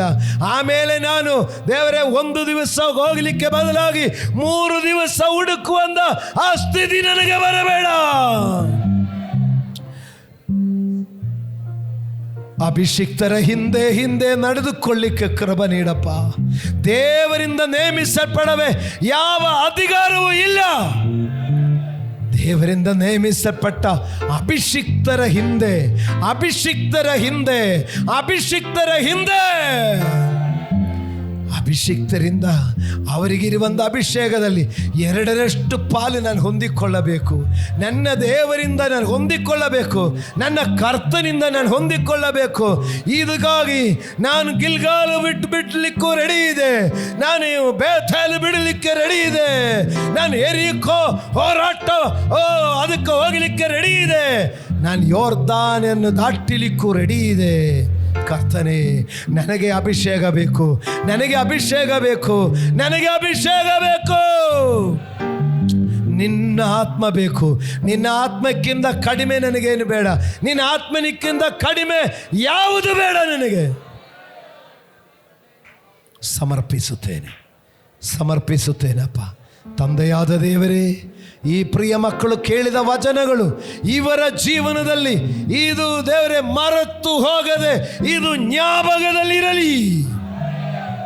ದೇವರ ಆತ್ಮನನ್ನು ಹುಡುಕುವಂತ ಒಳ್ಳೆಯ ಮನಸ್ಸುಂಟಾಗಲಿ. ಅದರಿಂದಲೇ ಮಕ್ಕಳು ಶ್ರೇಷ್ಠರಾಗಲಿ. ಅದರಿಂದಲೇ ಮಕ್ಕಳು ಉನ್ನತ ಸ್ಥಿತಿಗೆ ಬರಲಿ. ಅದರಿಂದಲೇ ಮಕ್ಕಳು ಎಲೀಷನ ಹಾಗೆ ಜನರ ಕೊರತೆ ಬಗೆಹರಿಸುವರಾಗಿರಲಿ. ಜನರಿಗೆ ಪ್ರಯೋಜನವುಳ್ಳ ಪಾತ್ರೆಗಳಾಗಿ ಈ ಮಕ್ಕಳು ಮಾರ್ಪಡಲಿ. ಈ ವಚನವನ್ನು ಅನುಸರಿಸಿ ನಡೆದು ಕರ್ತನ ಕೃಪೆಗೆ ಮಕ್ಕಳು ಪಾತ್ರರಾಗಲಿ. ತಂದೆಯೇ, ನಿನ್ನ ದಾಸರಾದ ನಮ್ಮನ್ನು ಕೊಡೆ ದೇವರೇ. ಇನ್ನೂ ಅಧಿಕವಾಗಿ ಎಲೀಷನಿಗೆ ಹಾಗೆ ಇನ್ನೂ 2ರಷ್ಟು ಆತ್ಮನು ಪಡೆದುಕೊಳ್ಳುವಂತ ಒಳ್ಳೆಯ ಮನಸ್ಸು ನಿನ್ನ ದಾಸರಾದ ನನಗೂ ನನ್ನ ಕುಟುಂಬದಲ್ಲಿರುವವರು ದಯಪಾಲಿಸು ದೇವರೇ. ಅನುಗ್ರಹಿಸು, ಆಶೀರ್ವದಿಸು. ಯೇಸು ಕ್ರಿಸ್ತನ ನಾಮದಲ್ಲಿ ಪ್ರಾರ್ಥಿಸುತ್ತೇನೆ, ಪರಲೋಕದ ತಂದೆಯಾದ ದೇವರೇ. ಪ್ರಾರ್ಥನೆ ಕೇಳಿದ ದೇವರಿಗೆ 2 ಕೈಗಳೆತ್ತಿ ಸ್ತೋತ್ರ ಮಾಡೋಣ.